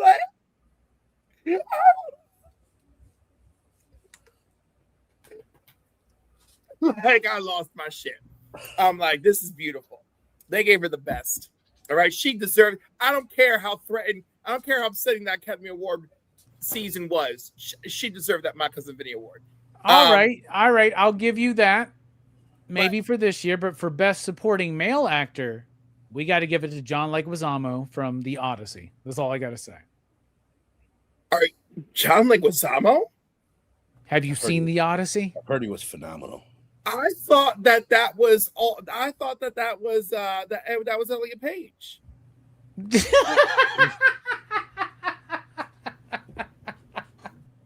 I don't know if I Was I don't know Elliot if Page that's in the a- movie his or John best- Leguizamo, or do they just both look like the same person now? And I They're- didn't know.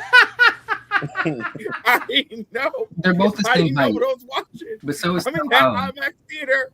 I'm in that IMAX theater. Be like, wow, they got a lot of screen time. Anyway, Cliff, what do you think about Toy Story 3?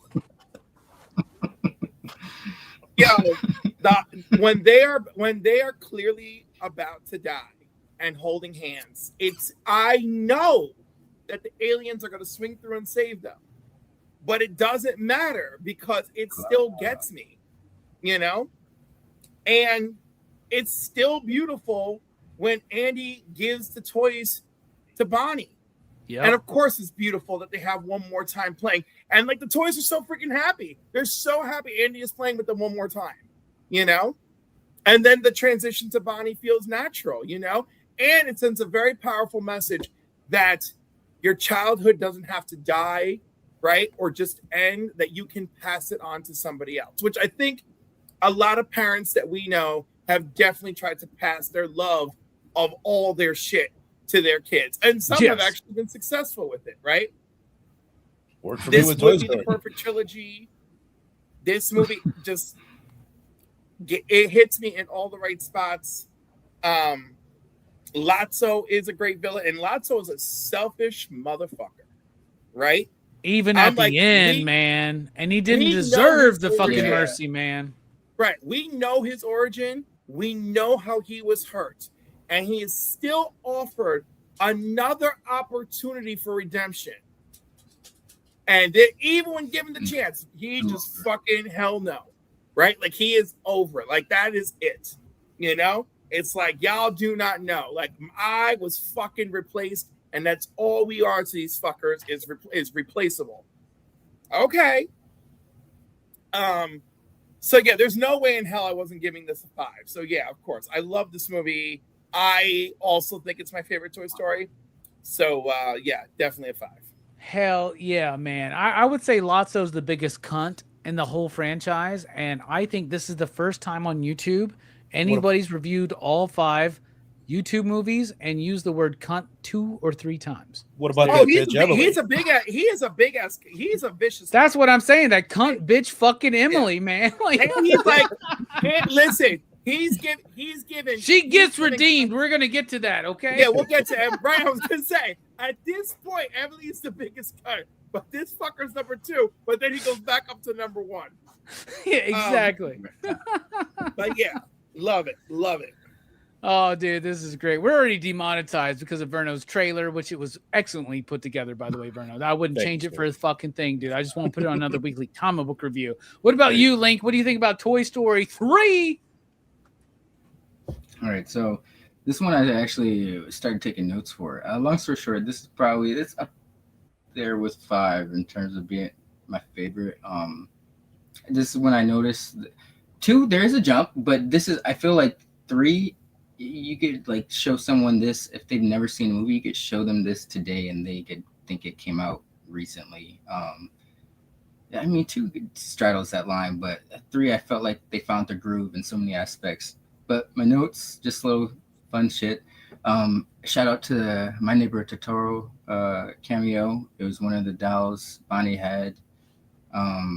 There was like when Woody first went to Bonnie's house, and he's having like that crisis, but he's like in heaven, paradise pretty much, but it's like an inverted sit scene where he's like being tossed in the air and they're playing like this really happy music, but you could like, at the point, Woody's character is like going through a dilemma because he wants to stay here, but he's got to go save his friends.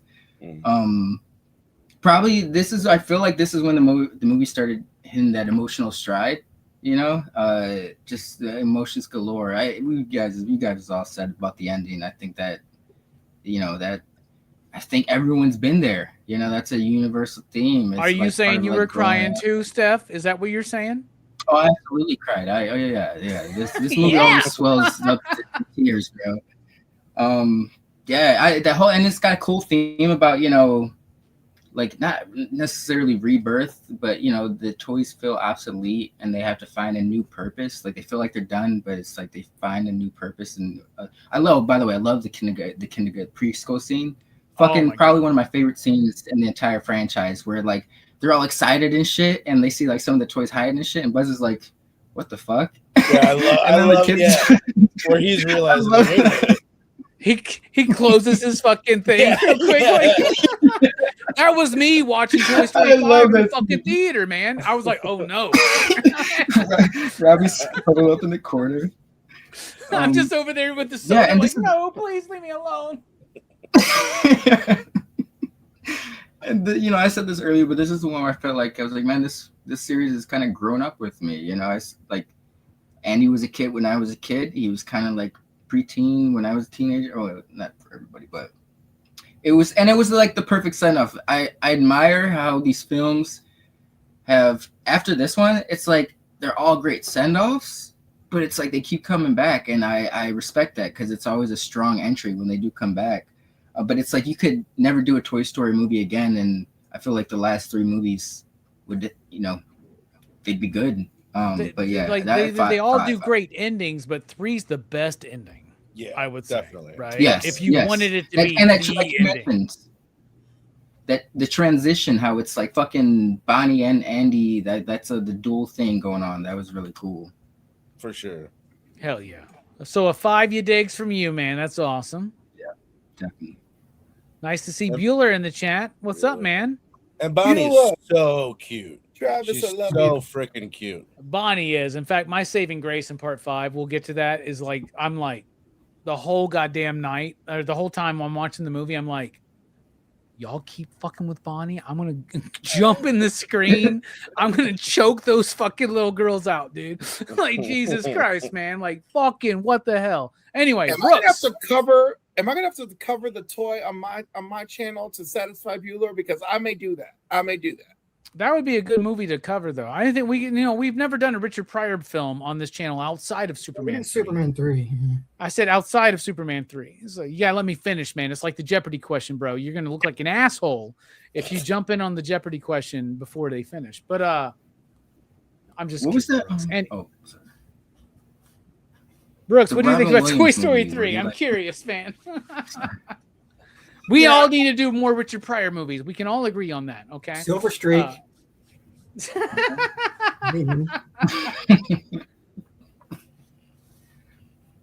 What you got, Brooks? Toy Story 3. Yeah, this one's my favorite too. Like, you know, I think it's like it gets the like the emotional beats of 1 with the like improved animation of 2.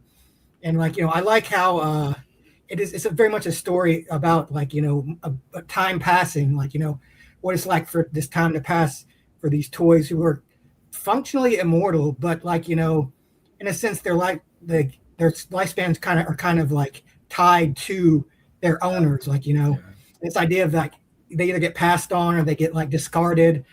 And like, I think this movie reminds me of that movie The Brave Little Toaster in a way, because, you know, like Andy's moving off to college and like, you know, his possessions are like, you know, he still has this emotional attachment to them. And like, I think a really important like part in this movie is when he picks Woody to take to college and tosses Buzz into the box. Because, you know, you think like, you know, Buzz is the new hot thing in the first 2 movies. Like, you know, you think that Andy would be more attached to him, but now it's like Woody was Andy's like, you know, his one toy. Like, you know, even when you grow up, you know, there's that one toy that you just can't let go of. And for Andy, like, it was between Woody and Buzz, he chose Woody.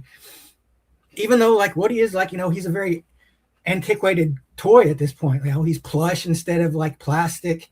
He's he only has the voice box. Like, you know, he doesn't have like the bells and whistles of Buzz.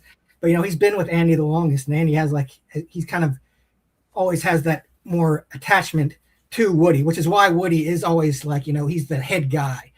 Like, you know, Buzz is always kind of the second banana. Woody is the guy. He's the sheriff, and that's kind of the driving conflict of the first one. He's like, he feels like this guy is trying to like replace him, trying to become the new top guy. But Woody is always the guy, and like it's this idea what Woody's priorities are. Like Woody, like being there for Andy is what his purpose is. Like he's Andy's toy, and like it doesn't matter if Andy wants to like put him in the attic or whatever. Like as all that matters is that he's there for Andy, and it's like the whole idea of what a toy's purpose is. Like and like I love that they get into the thing of like how like kids of a certain age, like 2 and 3 year olds, like these younger kids, like they love toys, but they don't really know how to play with them quite yet. So they kind of just like just bashing them around, like they're using Jesse as a paintbrush and all this. It's like this idea, like even a toy has its limits. It's like even a toy doesn't like to be like played with by a kid who's just like whose idea of play is just like But yeah, like and Lotso is like I said, I still think Sid's like the more menacing villain, but Lotso, he comes pretty close. Like he's definitely like he's driven by selfishness, like because when he does get back to his owner, he sees that he's been replaced, but he's been replaced by another Lotso. So you'd think he'd put 2 and 2 together. Oh, like the parents just bought another one, and like so the kid thinks that that's me, but it's not. But now he's just like, oh fuck, she's abandoned me. He's just kind of like this selfish dickhead kind of character. But he doesn't have he's not quite as menacing as Sid, I don't think. Because he doesn't have the kind of power that Sid has in that first movie. Oh, he's not ripping their heads off and shit. Yeah, he's not like he's not Dr. Frankenstein. Frankensteining all the toys in the nursery. Which who didn't do that, man? Once you found out that He-Man and G.I. Joe were on rubber bands and shit, you were like, let's go, man. Like, yeah, I think most kids get into the Frankenstein phase with their toys. Yeah, it's one of my favorite things about the Barbie movie is where you got the crazy Barbie that the girl's gonna crowned on and shit. You know what I'm saying? Weird Barbie. Oh, we're all getting played with, baby. Yep, weird Barbie. But see, weird Barbie is I gotta say, Weird Barbie is a manifestation of Barbiness. Like Weird Barbie is like there was a real story of like, oh my god, these kids fucked up this Barbie so hard, and then but it had a reflection in Barbie world, and then Weird Barbie exists as this, just like our Barbie that we're navigating the movie through is having an existential crisis because the person working around her is having an existential crisis about femininity.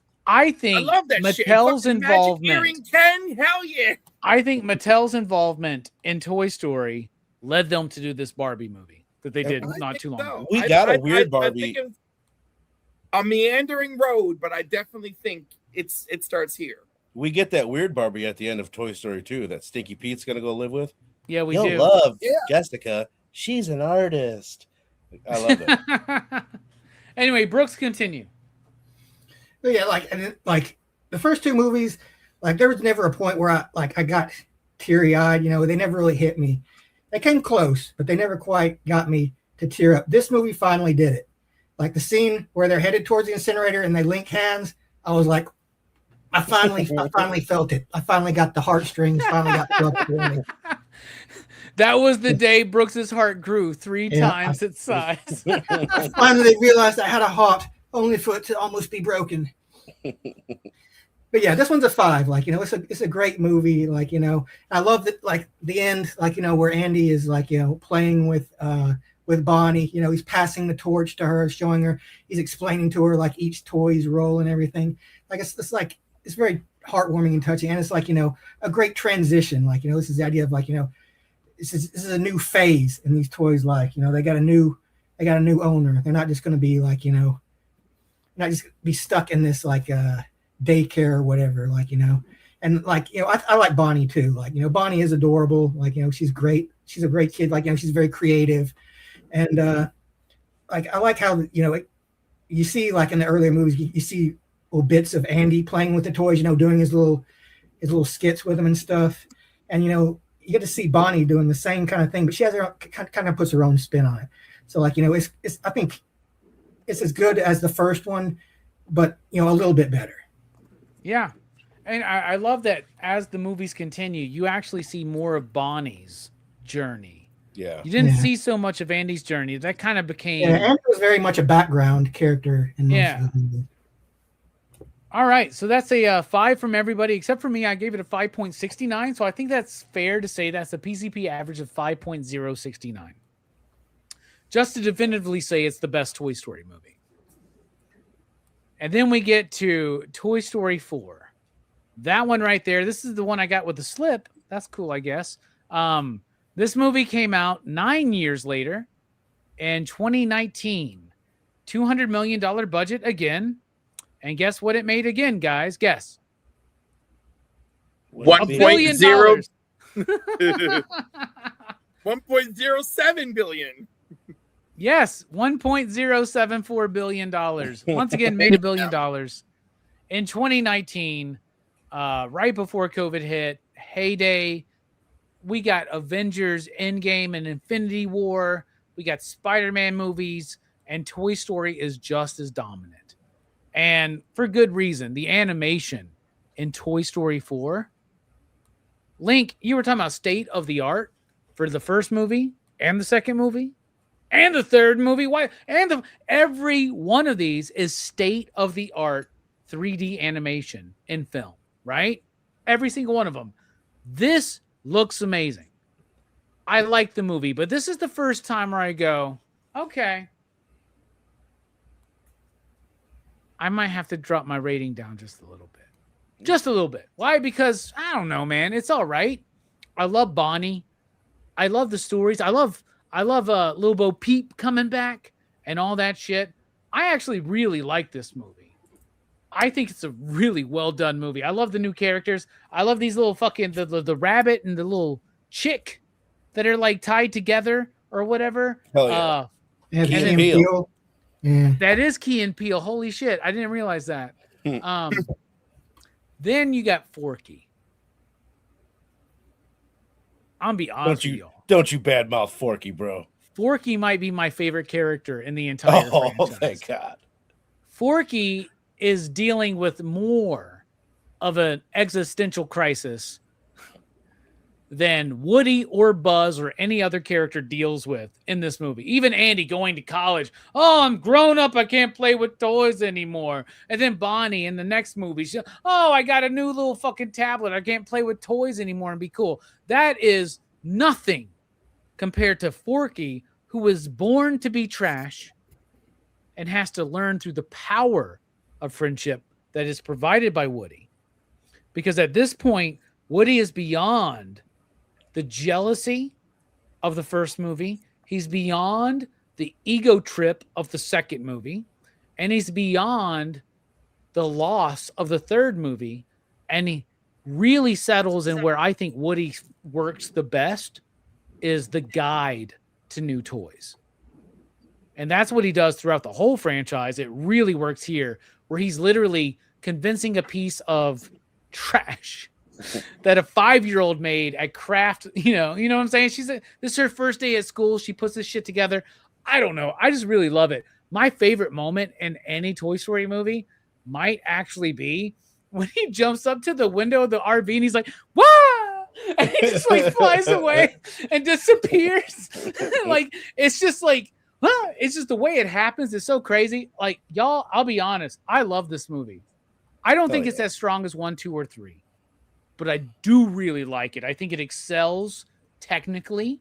I think story-wise, they got a lot of characters to focus on. A lot get pushed down. You know what I'm saying? And also, and I'm not the guy that would say this, but I could see, and when I started doing a little bit of research online, I realized that, yes, I was right. I could see where this would be ridiculous people online going, yep, this is when Toy Story got woke. Oh my God. I could read, like, when I was watching it, I was like, oh, when did it come out? 2019? Oh, yes. I bet there were a lot of fucking grown-ass men who all of a sudden came out of their fucking holes to make videos about how this movie was too fucking woke or something. Oh, and I Pete's get what they're saying. I get what they're saying because the movie does veer in direction intentionally, and maybe it tries a little bit too hard in part 4 and not so much in part 5. But in part 4, I love Forky so much. I'm going to give this a 4.5. 4.5 for Toy Story 4 for me. What about you, Verno? This is the one that I was kind of most curious, and I remain the most curious, like what everyone will think of it. I love it. This might be my favorite one. Like, this is my daughter's Toy Story. This is the one that she watched the most when she was like 2 or even 1. Like, she loved it right from the get-go. She loves Bo Peep. Like, it's Bo Peep and Jesse for her, which is cool. Like, it's cool to have this perspective as a man to see, like, okay, this is why, like, that's why they did it, right? You gotta add more females. There's no females in the first one besides Andy's mom, and it's why they added Jesse too, obviously, which was great. And they give more agency to Bo Peep and the whole lost toy story. She's like a superhero. That's so cool, actually, man. She's wearing a cape and though when she took off that skirt and she was wearing pants, I was like, dude, I bet a lot of dudes were pissed about that, dude. Look at that. Look at that ass. I mean, come on, Bo Peep. Tuck that thing in. That's that Pixar those Pixar hips, man. You know what I'm saying? You mentioned the animation, dude. This one, like, the animation is fucking mind-blowing. Like, down to, like, the details on Bo Peep's, like, outfit and everything. And just, like, it's Forky's hands. There's, like, one scene in particular. I'm like, dude, did they just take a pipe cleaner and, like, stick it in the camera? Like, it looks so lifelike. Yep. Bonnie's great. Like, it's super funny. You talked all about Forky. Like, Forky's definitely one of the best characters in the franchise. I'm kind of... I was about to say I'm bummed that they didn't use him as much in 5, but it's like, I don't know. His story's kind of been told. Duke Kaboom. Oh, yeah. I love Duke Kaboom, dude. Duke Kaboom. Keanu Reeves to come in and play Duke Kaboom is awesome. I love Gabby, who's another. She's a pretty solid villain. She's got nice complexity. She's got the best minions out of all the villains. Those dummies, dude. Like, that's freaky.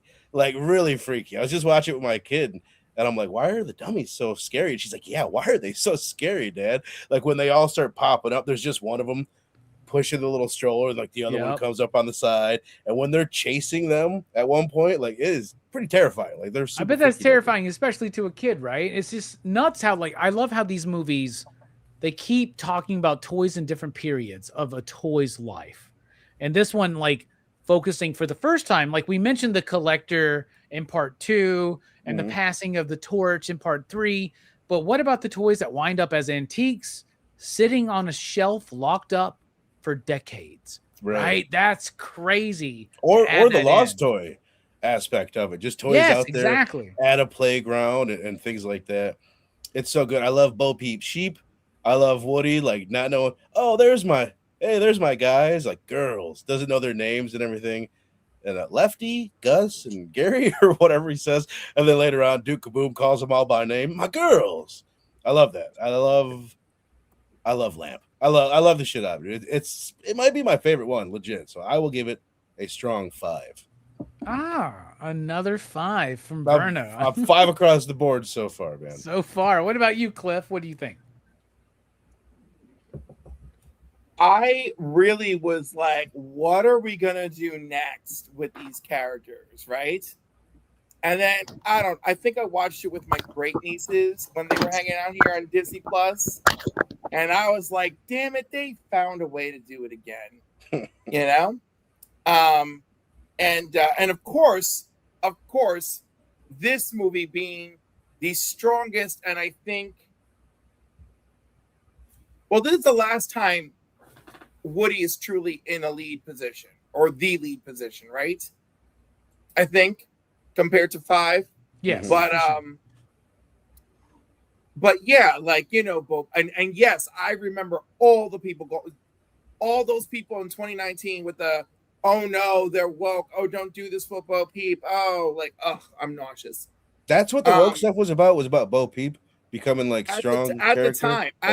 And then those same people who were complaining about her design and her presentation, they then went on to make videos. It's like, oh, it's not woke enough and people are mad. And I'm like, you're just crazy. I'm not even gonna mention those channels' names because I still picture it. But anyhow, that said, this movie just turned out to be way better than it did because I wasn't sure like what more did it have to say, and it actually found something else to say. Now it was like time for Woody to like see like you can have a life that is beyond this, right? Yeah. While at the same time trying to convince Forky like you're a legitimate toy and that is your purpose, like you have that, and which is also kind of weird because Forky is just like living, breathing existential crisis. Like, why do I even exist? Why am I here? Like, what is this? I don't know. It's a lot. It's very intelligent. It does not move me the way 3 did. And I don't know. I felt like there was other things it could have done, but you're right. Like, the creepy freaking antique toys, all that shit. There was a lot of things that they delved into, but like it was just like a smidgen. Again, I enjoyed it.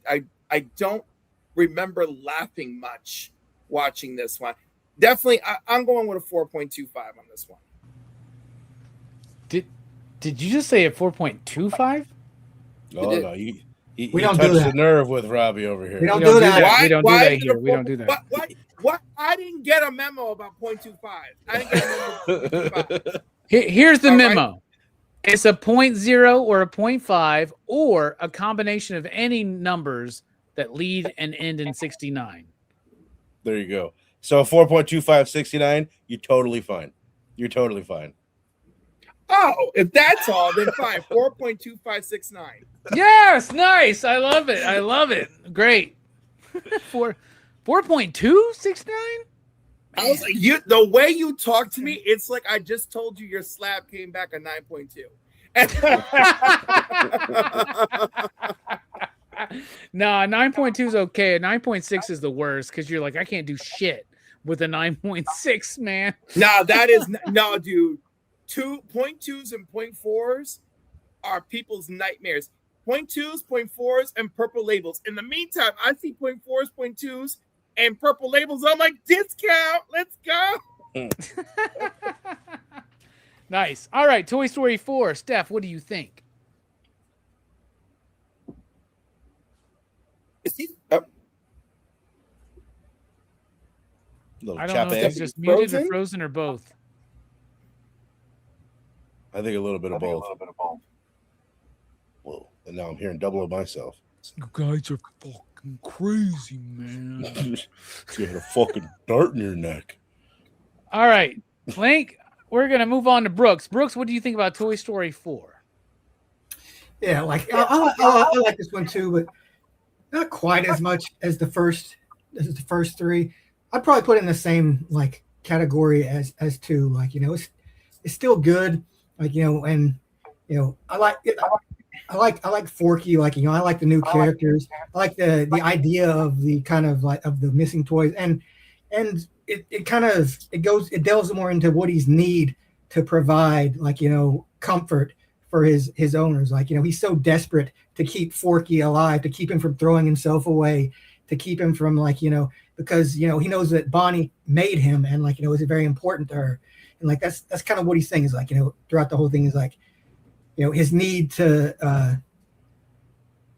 make his child happy, but also like in the end it's like he's really just delaying her understanding that everything is temporary and nothing lasts. Yeah, it's like in the end he has to learn how to let go too. Like like she'll be okay is what Buzz says is like like you've done your part, like now go on and be a thing, like because she has a bunch of like toys of her own before like the rest before she gets Andy's toys, and like, I think that's one of the best things about Toy Story is it shows the difference between like how Andy plays with his toys and how Bonnie does, and they're very similar, but there are like differences between them, but like they do like they all it's like their own little world in a way, and then like it was really fun. But like I think the villain in this one, like I think I like that she's sympathetic, that like it's a little different. She's not like straight up villain like Lotso or Sid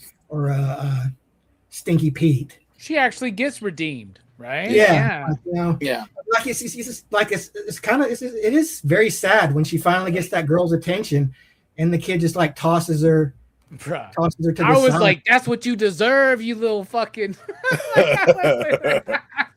Yeah, it's like, you know, it's karma, but like, you know, Why would you steal Woody's voice box, man? yeah, but she you know, she gets a redemption, like, you know, when with the lost kid at the end. So like, you know, it's a little more, it's less black and white as far as villains go than the other Toy Story movies. So yeah, I like it. I give it a 4.5 as well. Like, you know, it's not quite as good as the first three, but you know, this is still a good quality story, and you know, I think it has a lot to offer. Like, you know, and it kind of is keeping like the Toy Story momentum, which is like rare for like a fourth movie in a franchise. This is usually the point where it's like really starting to go downhill. But like, you know, this one it maintains, which is impressive. Yeah, it has a freshness of. It has a freshness. Gabby kidnapping Forky and shit. It's like she's holding him hostage, but like he's so oblivious he doesn't realize he's being held hostage. Right, I know. He's like okay, and like it's so funny, and like I think what makes her a more sympathetic villain is because she clearly, you know, it's funny. She's yet another character that's a type of mirror to Woody, right? Yeah. In this case, she wants what Woody has already had, right? To matter to a child, right? But now, you know, it's kind of like, but it's now in the hands of a very obsessive character, right? Mm-hmm.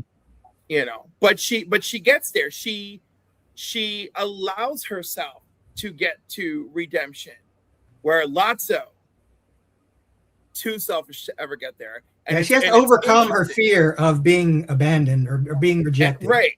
Like she's got a great story. And I like how these antagonists, I just like how all these antagonists present, right? Because they're all really interesting, and either they just die the villain, right? Or there's some redemption for them. I like that. I like that we got the little spin that there's some redemption for her, because, you know, fucking Stinky Pete and Lotso, man. It was like, that's the end of you guys. Absolutely. And hey, and Sid got his comeuppance, and he's a lovely garbage man. They make good money. Berna, do you got anything to add to Stretch, and hopefully Steph comes back? Totally, yeah. I have one thing I was wanting to get in. That song, man. The one that gets stuck in my head the most in the franchise is "I Won't Let You." Boom, boom. I won't let you throw yourself away. It's so good, man. That's a banger right there. That's a good song. That's a song about suicide when you think about it, man. Like, it's like, I never thought of it that way, but yeah.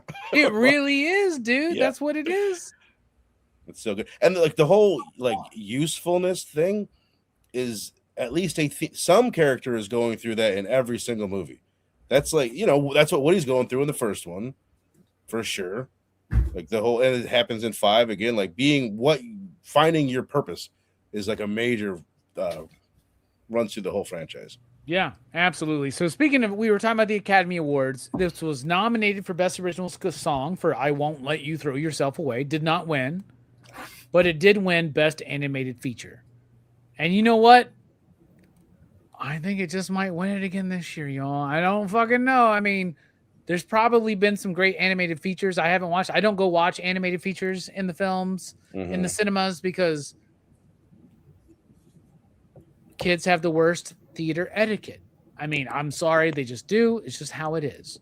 But you know how do you know who has impeccable etiquette at the movie theater? It's Link. Steph, what did you think about Toy Story 4?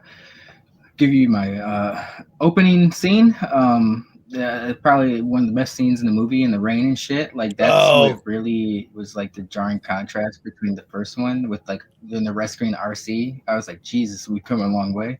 Great call out. I love the road trip adventure. I was really hoping Pennywise was going to reach his fucking claw out and grab that goddamn RC car.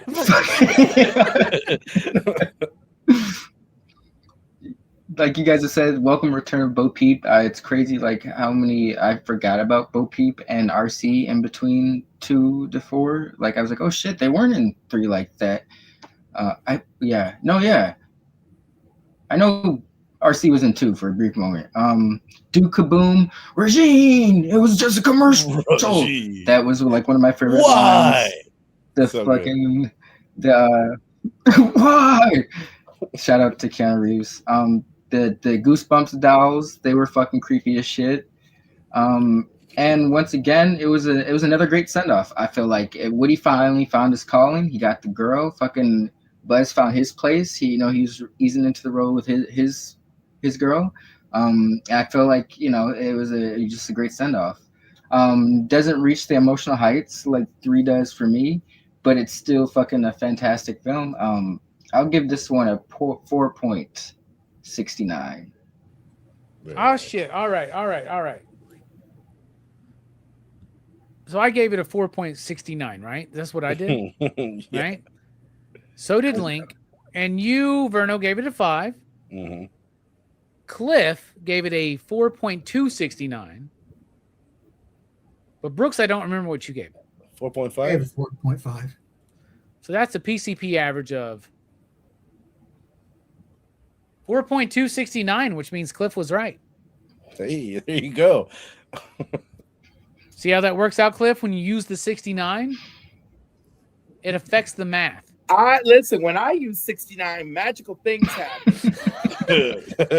I may have to go to Detroit and teach people what kind of magic can happen. So you understand the bit. All right. So Jesus Christ. I don't have a Blu-ray copy of part 5. We're gonna get into part 5, which just came out this year. We don't have a final box office total yet because it's still making money. It's still in the theaters making money. It's still one of the top 5 to 8 movies of every single week. Has been out for 2 months now. Has a budget of $250, and as of right now, it is projected to hit $1.1 billion. And people ask why they keep making these. It's like, I think we know why they're making these Toy Story movies, man. Printing money. So I watched this the next one. And $250 million, man. But like when they've never, Toy Story has never had the whole like MCU fatigue shit we're talking about, or we're tired of this in cinema, or we're tired of that. Is this the only franchise that only makes more money every movie? That's crazy. Well, I mean, obviously, Scream. Spider-Man It is taking a crack at that right now. Well, I think Scream dipped in 3 and 4, though. No, I mean, Well, but I was true. just guessing because I know the newest one did really, really well. But you're right. 4 definitely did bad, and 3, for sure. Yeah, 5 so and 6 and 7 have done great. Yeah, but it's insane for a franchise. I mean, and maybe the key is they take their fucking time. Yeah. Even though this time it's only 7 years later. That's 7 right? years, But though. Shit. 7 years, right?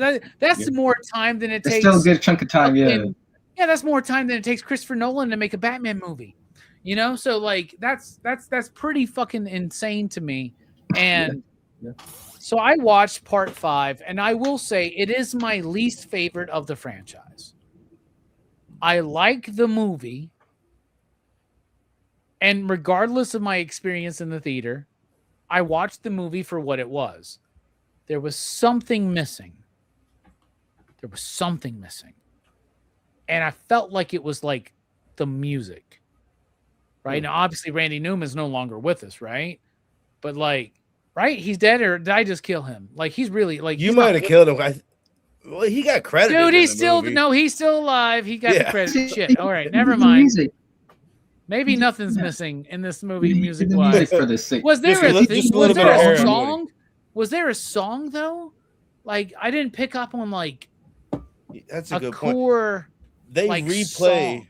I think they're use, like, repeats of.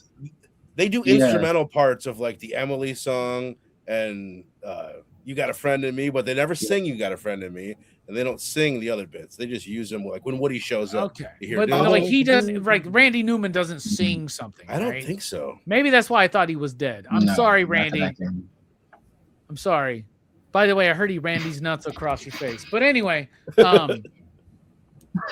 there was like I liked the movie, and in fact, here's what I really liked about the movie. I love that they're adding in this idea of the lily pad, the like tablet, and how it's causing kids with screen time to like not be as imaginative as they could be, right? And I do think that I don't have kids, so I don't. But I all I know is like what I hear and what I observe from my experience. But it seems like a lot of young today don't quite. There's something that's disconnecting them from reality, and I think that's social media. I think that's that, and like then seeing Bonnie as like a very young kid being bullied by three of the evilest bitches I've ever seen in a fucking movie, dude. Emily gets redeemed in part 5. But those three fucking bitches that were making fun of Bonnie, I know now why I am not a father. Yeah. Because I would go to that school and I would murder those kids, man. I would beat the shit out of them. I would just go and I'd be like Bad Sin. I'd be like Billy Bob Thornton. I'd be like, you know what? I beat the shit out of a 12-year-old today. It made me feel good about myself. I would be that guy, dude, because they were the shittiest and they are emotionally manipulating me again in this movie by making me feel so bad for Bonnie. We've all had that experience, but we feel like we're not accepted because maybe we're holding on to something. And goddamn, this whole movie, whether it's from the perspective of the individuals, and they're able to do it with a more nuanced layer with Bonnie than they did with Andy because they couldn't really animate humans in those first 2 movies, right? So like you really saw Andy's development through the perspective of the toys, but now we're seeing it from Bonnie and her parents and her community's world, as well as from the toys, and it's adding other dimensions. So even though it's not quite as to the vein, it's still incredibly well thought out as far as the development of a child and what toys represent, right? And how much they can mean to a kid. But then we keep adding these elements. Now we're adding the element of the internet. And I love those old school, like faux internet toys, like her little fake phone and the toilet thing. Like being like, I only know 2 numbers. Like shit like Smarty that. pants. It's so stupid, but it works. It's my least favorite of these movies, but I think it's really good. I love that Forky found some love. I wanted more Forky in this movie, to be honest with you. A little disappointed. Yeah. I was also a little bit like, oh, so this should have been the direct-to-video movie they would have done in typical Disney fashion called Toy Story, Jessie's Story. Right. Or something like that. But I also love that they gave her that agency and that story and completed her story from her. For sure. She never was able to let go of that pain from Toy Story 2. So they continuously bring things back around. Weird stretch. Why do we need all these extra Buzz Lightyears? It's because they were like, it's a bit, if we have a Buzz Lightyear acting like a fish out of water. Yeah. Like that's the bit where whether he's like Spanish or whether it's the other one. I like it too, but it is like, oh, that's plot armor. So that they have a way to they have the eagles to get them fucking away from Mordor. You know what I'm saying? That's what that is. That's plot armor. Well, no, those wait. Buzz Lightyears cost $500 fucking I bet, dude. Like what the fuck, dude? Yeah. There were some small soldier fucking toy designs, bro. Like I wish I could fucking had an action figure that was a fucking drone, aka drone. You know. Speaking of the small soldiers, the toy soldiers, they're gone. They disappeared a long time ago, didn't they? Like, I love the Army men. Yeah. Boy, soldiers are always the first to go. Yeah. That being said, I'll give Toy Story 5 a 4 out of 5. which is a higher rating than I gave Spider-Man Brand New Day. Interesting. What about you, Verno? What do you think about TS5? I've seen it the least. I saw it at the theater, really good theater experience. First time taking both the kids to the theater. So it was the first time my daughter had actually sat and watched the movie. She was a well-behaved little girl. You would have been fine, Robbie. You would have been fine with her. And she loved it. It was a great theater experience, but at the same time, like, something's off. Like, you know what I mean? This one feels a little bit different. Maybe it's because I haven't seen it 500 times. Maybe it's going to grow on me the way that all the other ones did. But I mean, I still really like it. But it's definitely my least favorite so far at this moment. It's also like, I don't like for me, when I'm watching this, I have a 4-year-old and a 5-month-old. And the fact that there's a couple things in it that I'm like, oh, I don't want her to fucking see that. I don't even want to introduce the idea that it's not cool to play with your toys in front of your friends. I mean, I get it. It's definitely a theme and it works. And it's like, it makes sense that it would be in a movie, but it's a little bit like, well, fuck, now there's something that like even my wife was like, let's go easy on Toy Story 5. This might be a 4-year-old's first like idea of a tablet or something. If they're, right? That too. And it all, like, she's watching it. And my wife made a good point. You don't get the full payoff of like what that lily pad isn't great for kids until the end of the movie, especially if you're not like really, you're not developed and everything. She's like, oh, I want one of these. And of course she does. It looks cool. It's doing all sorts of cool shit. So that is a little bit of a bummer. That's got a couple of things that I'm not thrilled about her seeing just yet. And as far as Jessie goes, she's a big deal. You know what I mean? She's got a lot of merchandise. She's a super popular character with kids. So I don't like, it feels weird that it's her story, but at the same time, like, I like Jessie. I like her a lot. I think Joan Cusack does a good job. She sounds old. Tom Hanks sounds old. Tim Allen sounds old, but whatever. They're old. Like, what are you gonna do? I'm not mad at them for it. At least they present Woody as old. Like the bald head thing, the balding spot is one of my favorite bits in the movie. Yeah. And they're all like, ah! And the gut. Yeah, I like when he's talking about how he's like, Bonnie's really let this place go, and he's like rubbing his fucking pot belly and shit like that. Sucks it in. I love his poncho, which is cool because he pretty much has what Bo had in part 4. He kind of mimics what she did. She had the superhero cape, and now he's got one. He looks like Clint Eastwood and shit, which is cool. It's weird his role in the movie though. Him just showing up every now and then just like feels strange when you're watching a Toy Story movie. That was an afternoon for Tom Hanks in this movie, man. Right? Like 2 hours tops. It was an afternoon for him and maybe a week for his brother. He came in and he grunted and groaned and shit like that. I wasn't joking, by the way. This really is Tom Hanks' brother's voice coming through here. That's a confirmed fact. I really like the Buzz Lightyear stuff. I honestly do, just because they're funny. Like, they add a lot to it. I love when they end up riding all the horses at the end that have been there. I love Bullseye in the movie. Bullseye is good. When the original Buzz rides the fucking like She-Ra fucking horse or whatever, but you just first see the horse and it looks like I know that I'm the most majestic toy that's ever existed. He almost gives you he gives you like a quarter of that. There are a couple. I'm never crying in this movie at all, but it does hit you emotionally a couple times when Bonnie comes up at the beginning at one point when she's trying to play with those twins that live next door, and she's like, Mom, Dad, why doesn't anyone want to be my friend? It's like, ugh. Just like that'll crush your soul. When you find out, I welled. I didn't cry, but I welled a little bit when Jessie finds out that Emily, that filthy cunt, that she named her daughter Jessica. Mm-hmm. That's good. That was a really good emotional. Yeah, but she could have kept the fucking toy for her daughter. That's all I'm saying. Okay, so this is another thing. Because apparently Jessie was supposed to be in the time capsule. I missed that. What do you mean? There's like a tree that she's at with the daughter, and there was like supposed to be some kind of time capsule thing. I think that was they don't really where it says Jessie was here and it points down. Oh, but I think that would still be. I think we're led to believe that Emily donated Jessie before she had her kid. Yeah, which leads me to another point. I took it differently. Well, maybe, but I think you're wrong. Oh my God! Why is most dope saying Clip this is live? What did I do? You said a lot of crazy shit, but I loved all of it. Oh my, it was good.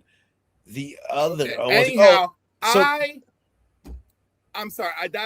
I'll wait. okay, it's whatever. It makes the story work. But I've always loved the theory that Jesse's owner was Andy's mom.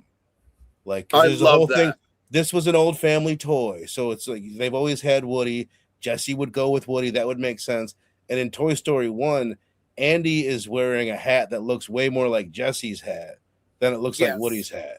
So that, like, the big it's a red hat that's got the white shit weave through it. So I've always thought that was cool. I've always had canon like, oh, just that she's the mom right there. So whatever, they took that away from me, but I'll let it slide. I don't know how I feel, and I wonder how you guys feel when they switch animation styles when they're doing the playing. I think it looks really cool, but it's also like it's really. I don't like it.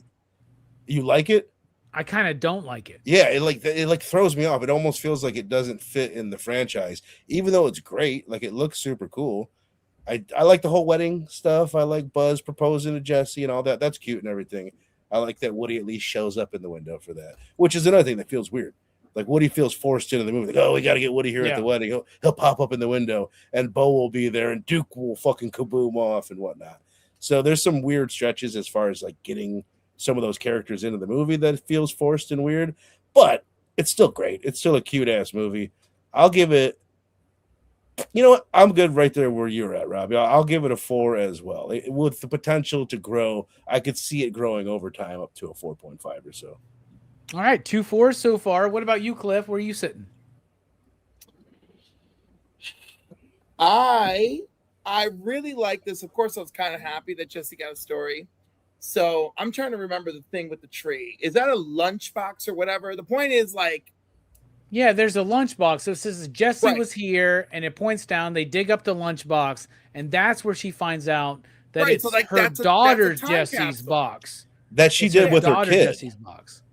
right, that she did with her kid, but I have a feeling that Jesse was meant to be part of that, right? And Well, the Jesse thing is, was like, part of it because the daughter's name was Jesse. right? But even that's more what so, hits like, her, I feel like the little girl Emily had better intentions, but when a toy is abandoned, regardless of how it's abandoned, right? All we know is that from Jesse. Learning this and learning about Emily's daughter Jesse tells me obviously that she wasn't just abandoned, the toy, right?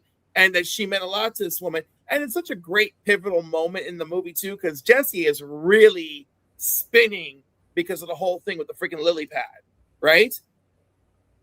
So, and lily pad has only been pushing this objective of the future is it, right? Which really struck a chord with me, because that's how I feel about a lot of things. It's like, well, this is just the way it is, right? And I was like, so it's just the way it is, right? So, like, we just do nothing, But anyhow, I'm not about to go storm. I'm not about to go storm anything. So yeah, I mean, I don't know. I really dug it. Again, like, not my favorite, but also like not awful. I was shocked that they dialed back Woody and Buzz as much as they did, right? But it is funny how you brought up that point that there's always some fucked up Buzz thing going on in everyone, right? Yes, he's like Spanish, or there's the other Buzz, and now there's like, what if there were like Spanish 20 Buzz. of them, and they all were drones, and we need them to, like, because we don't know how to get. What if they wrote this whole movie? They're like, well, how the fuck did the toys get back to Bonnie? And they're like, what if we had an army of Buzz Lightyears that just throughout the movie are threaded in as lost and wind up thinking that Jesse is the Star Command? Yeah, that's a weird stretch, bro. Command. Yeah. Or no, that Throughout these movies are always like or that traversing all Buzz- ridiculous all Buzz distances. end up falling in love with Jesse. How about that? That's right. Yeah, that's actually a good point. Yeah, they all love Jesse. Yeah. Yeah, but I really liked it. I liked her little wedding with Buzz. They finally got a kiss. Of course, dude, I cannot believe the videos I saw of Instagram of men complaining about how this movie is emasculating because Jesse made Buzz's leg pop because they kissed. I can't. But anyhow, dialing all that back, I liked it. And I think I liked it a little bit more than 4. And also this time when Woody leaves, it just feels quite right. You know, Yeah. like we established that like that's his life and he likes it and he's come to help because that's what Woody does, but he's going back to it. And now a whole new life is happening with the toys, and Lily Pad ended up again an antagonist, but still allowed Bonnie to connect with another child, right? And was instrumental in that. So I thought that was really interesting that she's this antagonist because she's like, why are y'all fuck shits messing with me? And then ultimately she's like, wow, I helped these 2 kids connect. And look, they share the joy of imagination, and Bonnie finally feels like she has a real friend. Anyhow, it got in my goddamn feelings. So the point is, not Toy Story 3 level, but definitely cathartic on the Emily story, all the other things I said, and I am giving this one a 4.5. All right, a 4.5. I like that, man. I really do. I feel what you're saying. I do feel like we shouldn't undercut the fact that Emily, though, still deserted Jesse. Right, but we only know it from Jesse's view. So we'll never really know. We all know. I know I've lost items that were precious to me because shit happens, right? And if those things actually had a soul and a spirit and an ability to witness, they'd be like, why did you fuck me the way you did, Cliff? But do you not believe that she really got donated? Like the scene that we saw, you don't think that's really what happened? Well, I think that's Jesse's interpretation. And as the toys have proven to us time and time again, they do have a limited interpretation. There's certain things they do not process like when humans. Woody was donated in part 3, it wasn't by Andy's decision. Right. But how would Woody have felt? So right? there is room there. Like, oh my God. There is room there because obviously the memory of Jesse stuck with Emily. And that's what I love that they kind of preserve here. And they do kind of redeem Emily for me. So I'm sorry for everything I said about her earlier. So Brooks, what do you think about Toy Story 5? It gives me enough material to redeem Emily. And also we have to remember some of these stories, the narrator, like we can't always trust the narrator, right? Of course. Because we watched Henry Portrait of a Serial Killer together. So yeah, we know. That poor girl. Brooks, what do you think about this film, the newest one in the franchise? Yeah, so this is the second movie I've seen in theaters this year, and I would say this movie is better than Masters of the Universe. And I did like Masters of the Universe. It was a fun movie, but this movie is a bit more quality, I think, than that movie was. Yeah, this is I'm gonna let you have that, Brooks. I'm gonna let you have that because I think I agree with you. But I don't know why we have to trash Masters of the Universe even one bit when Supergirl is out there. But go ahead. It was the only movie I have he's seen Motu this year. I can't criticize a movie I haven't seen yet. I have seen Motu, so that's the only other. Can't wait for you to see Supergirl. So that comparison just had to be made. But yeah, I enjoyed watching this movie. I think it's as good as 4, but I think it's doing a lot of things, at the same time, and I think it weaves all the elements together a lot. Woody's return, the army of high-tech Buzz Lightyears, the idea of the tablets and all this kind of stuff, and I like that. It does the. It brings up the idea of kids being on devices and tablets and those kind of not being as imaginative, not playing against, but in the end these things are connecting people too. the tablets and like the electronic toys are like, they're still toys. Like, because there's a scene where Jesse starts playing the game, and then the toilet thing is like, oh, so you're playing? It's like, no, it's not the same. But it is kind of weird. By the way, is it a weird stretch to anybody else that this toilet thing is like connected to the internet? Like, that's weird to me. I don't understand that. It's like, why are all of these things like internet compatible? But yeah, like, as somebody like, I don't have any. Have you not seen one of them toilets?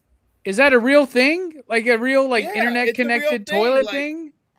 Yeah, so like the toilet has different settings and it has a built-in bidet and all that, and it's connected to the internet to run software updates, right? It's not a toy though, right? It's like a remote control for your toilet. Real toilet. Yeah. So I guess the movie made a toy version.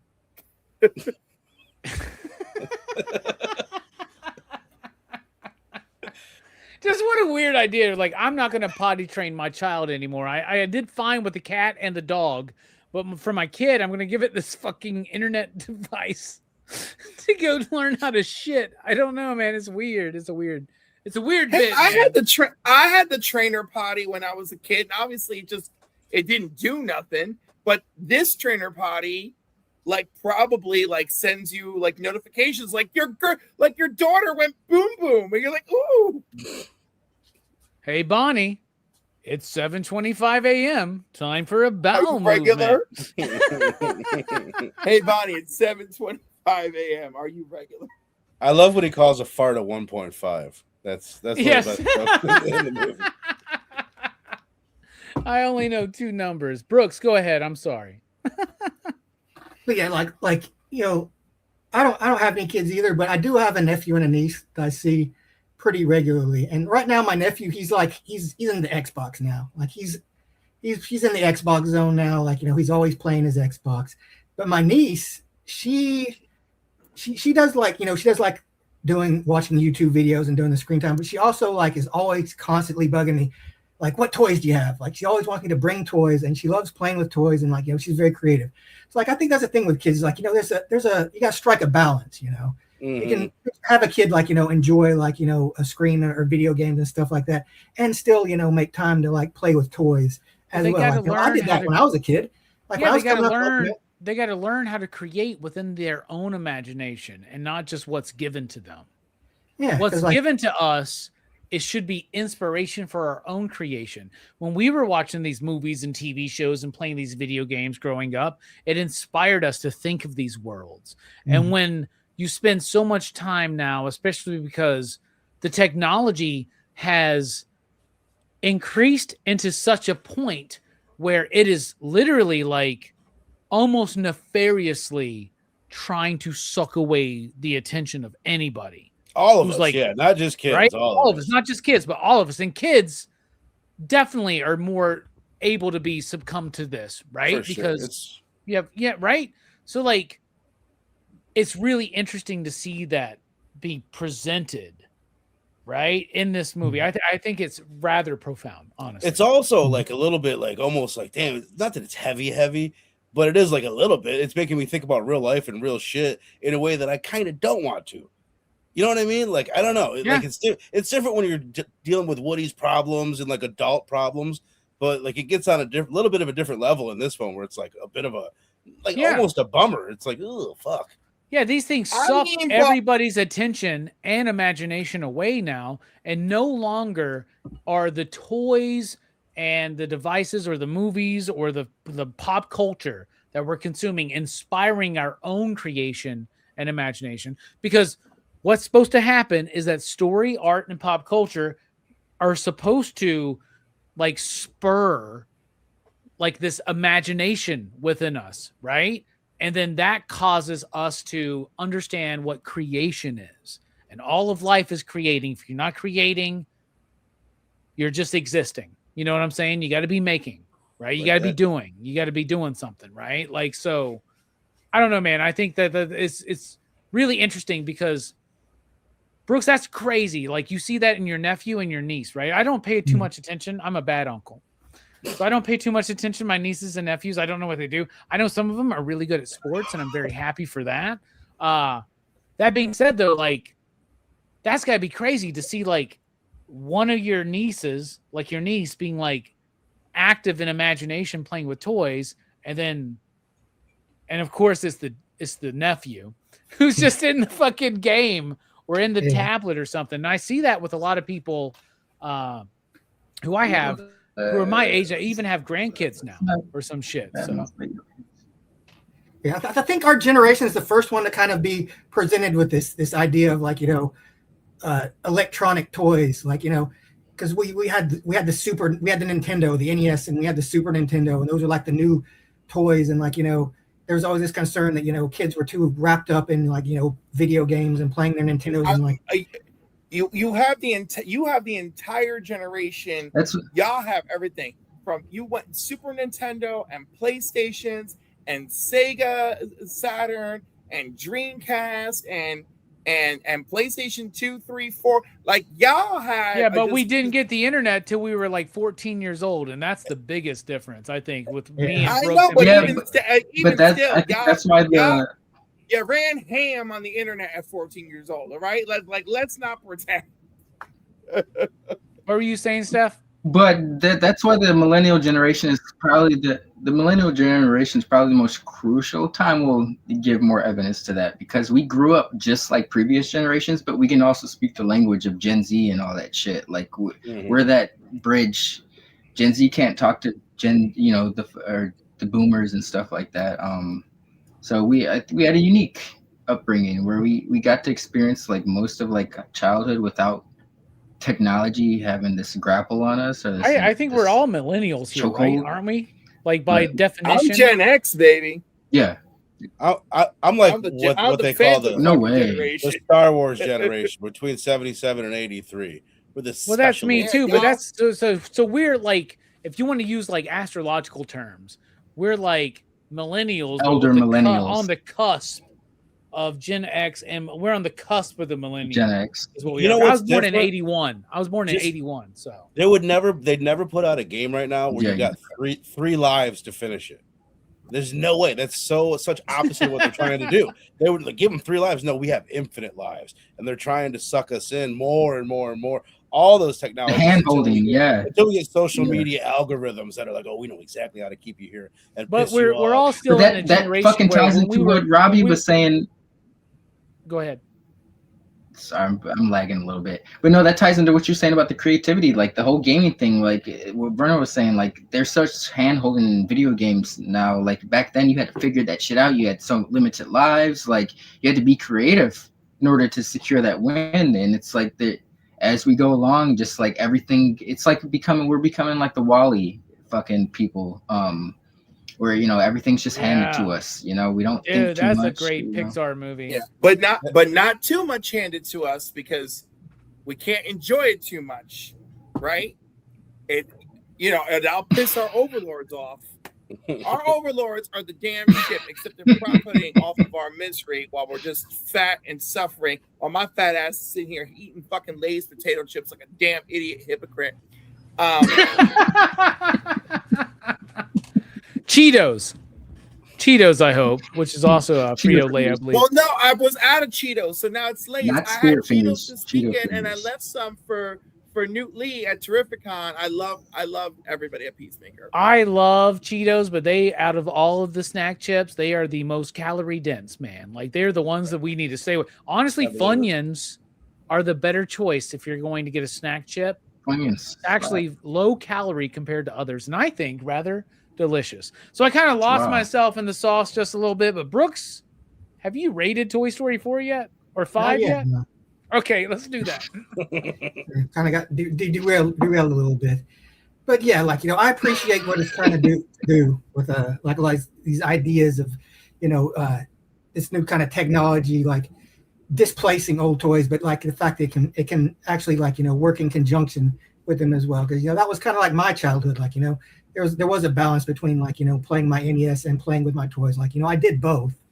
And when I see my nephew playing his Xbox, I kind of sympathize because I was like, when I was that age, I wanted to play games too, But at the same time, it's like it feels like they get too lost into it. But at the same time, it's like We didn't have video that many games options aren't the back same then. way they were when we were kids. Like they aren't as difficult per se. Like you say they don't inspire creativity as much, but they actually kind of do in a different way. Like Minecraft, it's not about like extra lives or difficulty or gaining levels. It's about it's a different kind of creativity. It's about building and stuff like For that. sure.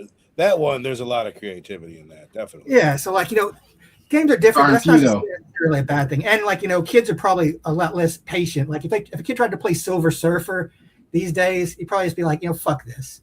It feels like the old hats who were creating the story for this movie were trying to directly talk to their children. Yeah. This is what I'm telling you about that goddamn iPad, man, that Disney bought for you that I gave you at 2 years of age because I was busy working and needed you to be distracted, right? Or some shit. I don't know. And it's kind of cool that the Lily, the pad, like she sees how she's like affected Bonnie in this negative way, unintentionally. She actually wants to help Bonnie. Right? Yeah, it's like she wants to be a good toy too. But she's just doing it according to her programming. Exactly. Damn, this movie's deeper than I thought, man. All the toys have this undercurrent, just like Buzz. Like Rex wants to be a dinosaur. He wants to be more fierce. And like Woody acts like a sheriff. Like there's like this undercurrent of all of them where they kind of want to be their toy, like what they're supposed to be. And she's that's just what like they tell. That's what Bonnie tells Woody in part 4. She's like, you got to be who you got to be. Mm-hmm. Oh shit! You did a pretty good Bonnie right there. You really sounded like her.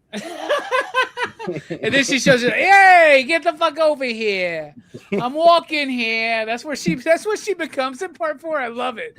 She takes the skirt off. She's like, I'm walking here. Brooks, rate the fucking movie. What did you give? Like, what'd you give it? We got distracted again. I give this one a 4.5. Like, there's a lot of things about it like that I do like. I like, I like the fact that the army of rogue Buzz Lightyears, like Buzz, when Buzz like confronts them and like in Toy Story 2 he confronts one Buzz Lightyear and he's like, oh, so this is what it was like for Woody in the first one, but in this one it's like he knows exactly how to deal with them. Like he knows how to basically control these guys and make them do what he wants. And like, and I they're like, also way dumber than the G1 and G2. Like Buzz Lightyears get stupider as more action features get shoved into them, it seems. And like, I like that this one focuses more on like Bonnie and and Blaze. Blaze is cool as hell. Like Blaze is a cool kid. She is a cool character. She feels like a kid, like who's put her toys on the shelf, but she hasn't like put them away. Like so when she gets Jessie and the horse, like she remembers, oh yeah, I've got these toys up on the shelf. Maybe I should like bring them down and play with them. And I think I think it's good that it shows her and Bonnie like connecting through their shared love of toys when these hateful little scummy children like reject our precious Bonnie. Fucking worst, man. Blaze was a catalyst, bro. Fuck those kids. I love the bit but like when Blaze goes to Bonnie's house towards the end, and she's like doing what Bonnie did at the beginning when she was talking to those three witches with their iPads, and she's like narrating in Jesse's voice and shit, and like Blaze repeats that, so it's like they're meant to be when she does that. It's like you found your group. Yeah. It's like the thing about being a kid is like play brings us together. Like our toys. Like the things we enjoy as kids, like when you talk to another kid, like, "Hey, do you like Teenage Mutant Ninja Turtles or whatever?" You're like, "Oh, fuck yeah, I've got like It's literally why we're all here right now. Turtles, so like maybe we should get together and we can play like your Ninja Turtles and my Ninja Turtles, and then we'd have like, we'd have almost all the Ninja Turtles together. It's literally why we all come here to YouTube to do this shit, right? Like we're doing the same thing, man. Like, wait a second, you like movies? You like comic books? Let's hang out. Shit movies? Not besides this one. And we're doing it on a lily pad. All our toys are like internet compatible. So 4.5, right, That's Brooks? True. Yep. All right. I'm going to retroactively go back and re-rate 4. That's what I was thinking too. I was thinking the same thing, Robbie. I wasn't going to do it, but since you did it, so am I. Even bringing up Blaze, like I really did like that. I really like her. There was a lot of good elements to it that you brought up, Brooks. Yeah, I needed to let this movie do. I just watched it yesterday for the first time, and I had these two kids. You gotta let them marinate sometimes. I got no problem with kids reacting to a movie in a movie theater. I got no problem with that. I got a problem with kids standing up in the middle of the movie theater fucking shining their light, taking selfies and shit, man. And their mom just being Chicken like, jockey. sit down, sit down. I'm so sorry. I'm so sorry. No, I mean, I'll tell them to turn their phone. If Woman. someone's taking a selfie in a movie, what? Sit down, motherfucker. What? Turn that shit off. I know, but what am I supposed to do? Am I supposed to be the only Say that. single man there, like causing a fuss at the Toy I'll be Story? that guy. Fucking... At least you have a Turn kid. your phone I'm off. just like, You guys just saw the. dude, You if saw I the did memo at that, the beginning of the if movie. I did that, Chris Hansen would show up. Chris Hansen would show up, man. Anyway, I'll be the one. Steph, what about you? What about you? Toy Story 5. What you think, bro? So some just bullet points. Welcome return. We didn't necessarily need it, but I'm not mad that they put it out, you know. I love that the story, the focus is on Jessie. I think she earned that spotlight, but it still finds a way to incorporate Buzz and Woody in a useful way. You know, it's like, okay, Woody is kind of like that guy that always comes to the rescue, so of course he's going to come back to the homies when they need him. Buzz is Jessie's right-hand man. Like you guys have said, this is finally, I think this is why there's such a maybe dichotomy, or just like, this one is like, I feel like the first time we focused on the human counterpart just as much as the toys. Like Bonnie, like you guys have said, finally gets some story time, but I feel like she gets more screen time than Andy ever got, you know? Yeah, she's more of the character, right? Even in the last two films, but in this one in particular, she does more than Andy does in really all the focus other movies. All Andy ever does is like lose these toys, fucking like jerk off to pizza, and like fucking. No one's got a problem. Give them up. I feel like you're giving him too much credit with the pizza.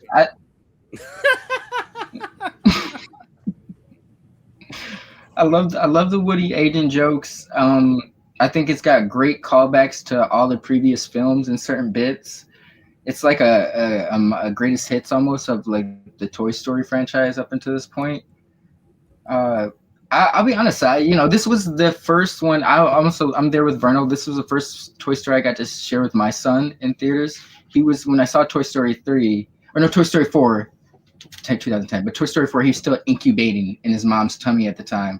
So, this was like, I was around a similar age because he's 6 right now, and I was 7 when Toy Story came out. So it was special to me for that. So I'll give it a 4.69.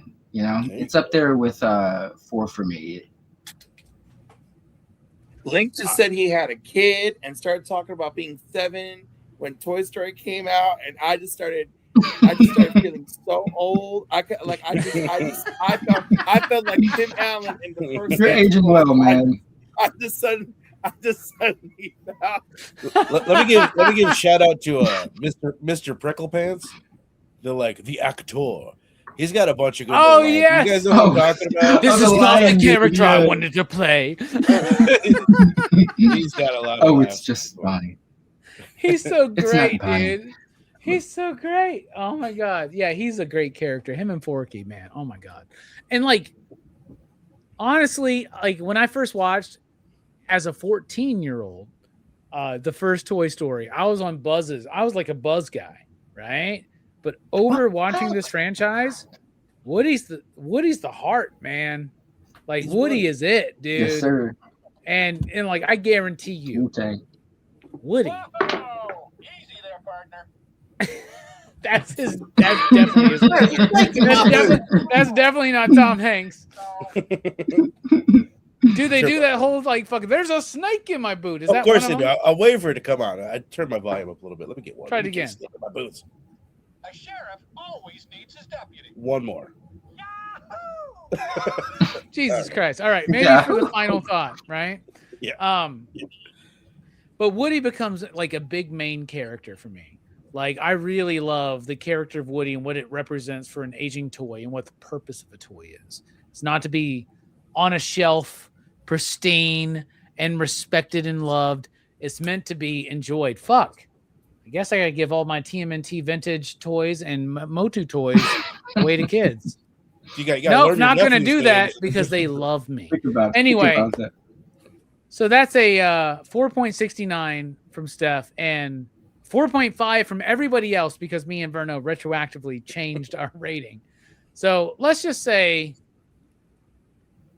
because Link watched the first Toy Story movie at the same age that he watched his first Toy Story movies with his son's age was. Does that make sense, what I just said there? No, but we got you. We got you. You get it. The age you were when you first watched Toy Story was the age your son was when you first watched your first Toy Story movie with him, which was his first Toy Story movie. Nailed it that time. Thank you. We're going to go 4.69 on this one. How about that? How about that? All right. It seems like this might be the highest rated franchise review we've ever done. It might be the Like, longest one you've ever done too. For It's not sure, the longest too. one. But we Per did movie. get through. We did get through 13 Friday the 13th movies is just the same amount of time. That's But what's crazy. we knew we had room to breathe tonight, and I really wanted my man, Freaky Yellow. I really wanted him to have a spotlight because he made this happen. So everybody give KKJJ a round of applause. That is an actual picture of this man. And he's only 20 years old. Wow. And that's like an a actual man picture. who's given a lot of That's head. wisdom. That's wisdom. All right. He's wisdom and giving a lot of head. But I don't know Toy what to Story. respond. I had a response. This is awesome. This has been fun. I think this has been the most adult conversation ever on Toy Story. I On hope to YouTube. God someone at Disney sees sure. this shit and is like, wow. We're already demonetized. They can't fuck with us because we played Right. Verno's Horror Fest trailer. So they can't No, fuck with not us. even We're that. good, Just man. The fact that they're like, who told this group of what are appears to these be gentlemen? males to get together and do this? All right. That being I think they'll said, like it. It's the true Horror Fest starts next week. 1 week away, y'all. Only 6 or 7 more sleeps until Horror Fest, which kicks off next Monday night with the Omen franchise. Cliff will be back, Verno will be back, and Brooks will be back. I'll be back as well, and Jelani I'm should be questioning here. all my life choices. Oh, dude, how religious And are that's you? next Cliff? Monday? Cliff, how religious are you? Yeah. Is that next Monday? Yes. Yeah. Oh my God. Why do I Bro, keep you doing say this you're to going to put it myself? on your calendar, but you're like me. You don't pay attention to what's coming up on your calendar. No, do you? I You do gotta put start on the watching these calendar. movies ahead of time, bro. This weekend waxed my ass, okay? Dude, me too. waxed my It ass. sounds painful. But next week, we're covering 6 Omen movies. We're talking about The Omen, Damien, Omen 2, Omen 3, Final Conflict, Omen 4, Awakening, the Omen remake from 2006, which sucks. We're also talking about The Omen, or my bad, the first Omen, which doesn't suck, in my opinion. But that's what we got coming up here on PCP Movie Night. Verno, thank you so much for being here. What's coming up for you? My dude, we're doing a Big Stew's pick over there on Blood Splatter Chatter, doing Zodiac. So not quite a horror movie, but horrific enough to make the list. David Fincher's 2007 Zodiac, man. Really stoked about it. It's a living horror. I mean, it counts. Mm. That's scary shit. Yeah, For sure. reality, yeah. should be a good one. Cliff, what you got going on, man? Thank you for being here. Final thoughts.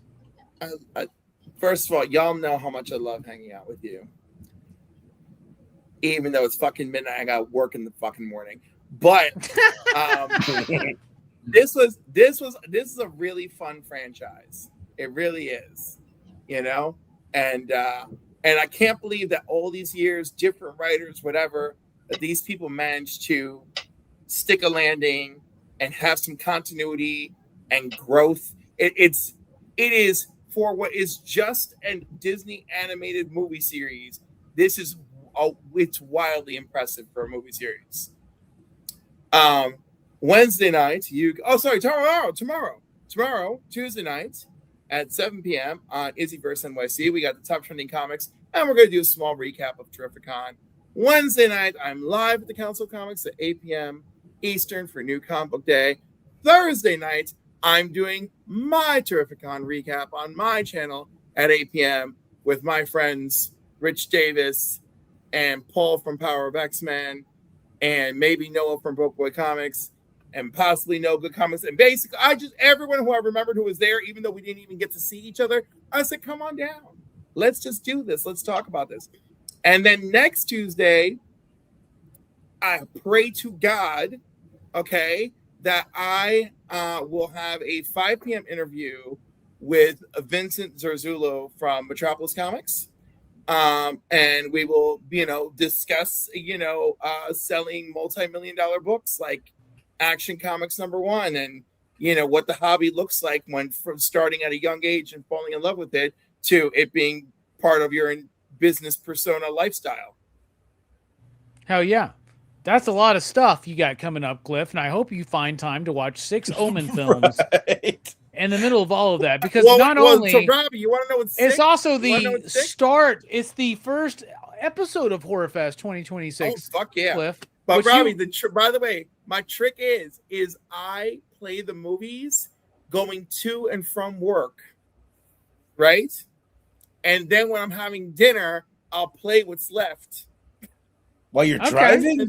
And that's how. And have you seen? As long as you've seen the movies before, I think that's okay-ish. Yeah. Okay-ish. So what I do is I'll play them going to and from work. I'll play some at lunchtime, and then I'll play the rest at dinner. And then this way, I almost knock out a movie a day. I'll be honest with you. I respect the hustle. You know what's I crazy? respect that, and that's more effort than Jelani put into watching Toy Story 5 at the movie theater. That's what, I finished. But there's people that actually have, like, I know people that have watching habits like that. I admire that because I can't do it. It just seems too distracting. But I know plenty of people that watch, like, they're like going somewhere. They somehow they watch it. I can't do it though. I'm get. Well, if anybody's ever watched Cliff talk about a movie, you can't tell me he didn't pay attention to it. Right. And it's easy. Like the original Omen, like I remember it. I don't need to look at everything. Like I can hear it and my brain will fill in the blanks. But you're like, oh yeah, the reason. priest with his head cut off. Hell yeah. Yeah, exactly. But then I'll have to watch the remake and actually I'll have to actually watch that. And I want all of y'all to pay extra attention to part 4, which is The Awakening, which is kind of like a soft reboot. Pay extra attention there. Is that the one with the girl? Yeah. Oh, I knew it. Yeah, it was woke before woke was woke. Exactly. They were like, we tried this Antichrist shit before. Let's do it with a girl. They won't see that shit. It's worse. That's when dudes get freaked out in the movie theater. Like, no. Brooks, what you got coming up? Jelani gave me this nice thumbnail. Were you part of this? I was. Yeah, that was the shoot. I can't remember what the toy company was that makes the Jada Fighter Toys. Alphas. Oh, Yeah, not the Jada ones. It's not Jada. It's fuck. What was it? Storm Collectibles. Yeah, Storm Collectibles Alpha Sagat, which is cool. Like I've been liking them, but I wish Jada Toys would make these guys. Like hopefully when they finish out the Street Fighter set, which they're doing pretty soon, then maybe we'll get some of these Alpha guys. But yeah, I noticed that my cowardly partner did not show up because he is weak and cowardly, and I've lost this much respect for him for not showing up, even though I'm not surprised. I'm not surprised. You lost this much. You only had this much left, man. You're getting low, man. He's gonna have to work. He's gonna have to work to regain my respect, and I think he knows it. I think he's sitting home. It's not an issue. It's not an issue of respect for me so much as I'm disappointed. Yes, he better fucking work it out for the Omen next week. That's all I'm gonna say, man. And I, of course, the Omen's coming up, Horror Fest. I'm 2 movies in so far in the Omen franchise. Same. You're ahead of me, bro. I haven't watched shit, man. You gotta get in there, bro. It's coming up. I know. Don't worry, I've seen them all already, motherfucker. Okay, I've seen them all already. Okay, I could cliff this shit, and I would be fine. Yeah, and also I always have a little figure, and for Toy Story, I have to have something, So I have my little Apocalypse here, This was the Build-A-Figure Apocalypse. Very fitting. Oh, the first Build-A-Figure that was tall. Yeah. Oh yeah, dude. Looking like I Emperor like Zurg. you got that shiny blue armor. Cable, I am your father. Check out that ass. Those are some long ass tentacles too, man. Jesus Christ, dude. That's what she said. Yeah, The he's better to great. choke you with. One of my favorite villains of all time. Probably second favorite, actually, after Doom, of course. I'm almost right there with you. Almost. I might put Darkseid and Luthor Mm. in between. Yeah, I figured you'd probably be Luthor. Yeah, Darkseid too, but right after Apocalypse would be Norman for me. Like I love Norman Osborn as a villain. Yeah, great show. Everybody go check out Go Figure Reviews. What about you, Steph? Thank you for being here. Final thoughts. I really appreciate all you motherfuckers. Yeah. This Toy Story thing, we popped it up just randomly, and some of us didn't even realize what they were doing. That yes, I will commit to doing 4 Expendable films, 5 Toy Story films, and 6 Omen films within 1 month. That was me, Brooks, and Cliff. But Steph, thank you so much, man. Final thoughts. What you got coming up? Of course. Yeah, this Thursday I'll be over at Blessed Platter Chatter for the Zodiac, or just Zodiac. Yeah, I'm excited. I haven't watched this one in a while, but I remember loving it, so I'm excited to see it again. I spent all that time looking for the thumbnail. I have all these Horror Fest slides, and I just couldn't find it. I'm sorry. I was really trying. All right, so Horror Fest has been announced. It was announced on Rockin' Robbie Live. You can check our socials. Next week, it kicks off with the Omen franchise. But if you want to take a look, I'll give you a little bit of time to screenshot that. And then that one. But bestly, like just a cable channel. Just go look on Instagram, Facebook.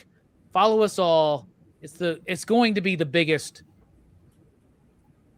most explosive, most comprehensive, most expansive, and honestly, I believe the greatest Horror Fest of all time until 2027.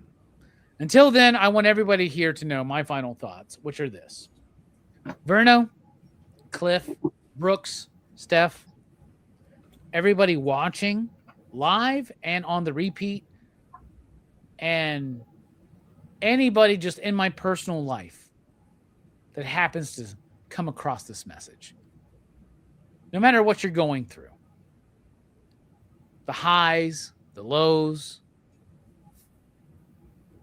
whatever you've been through, whatever you're preparing for, you can always depend on one thing. You got a friend in me. You got a friend in me.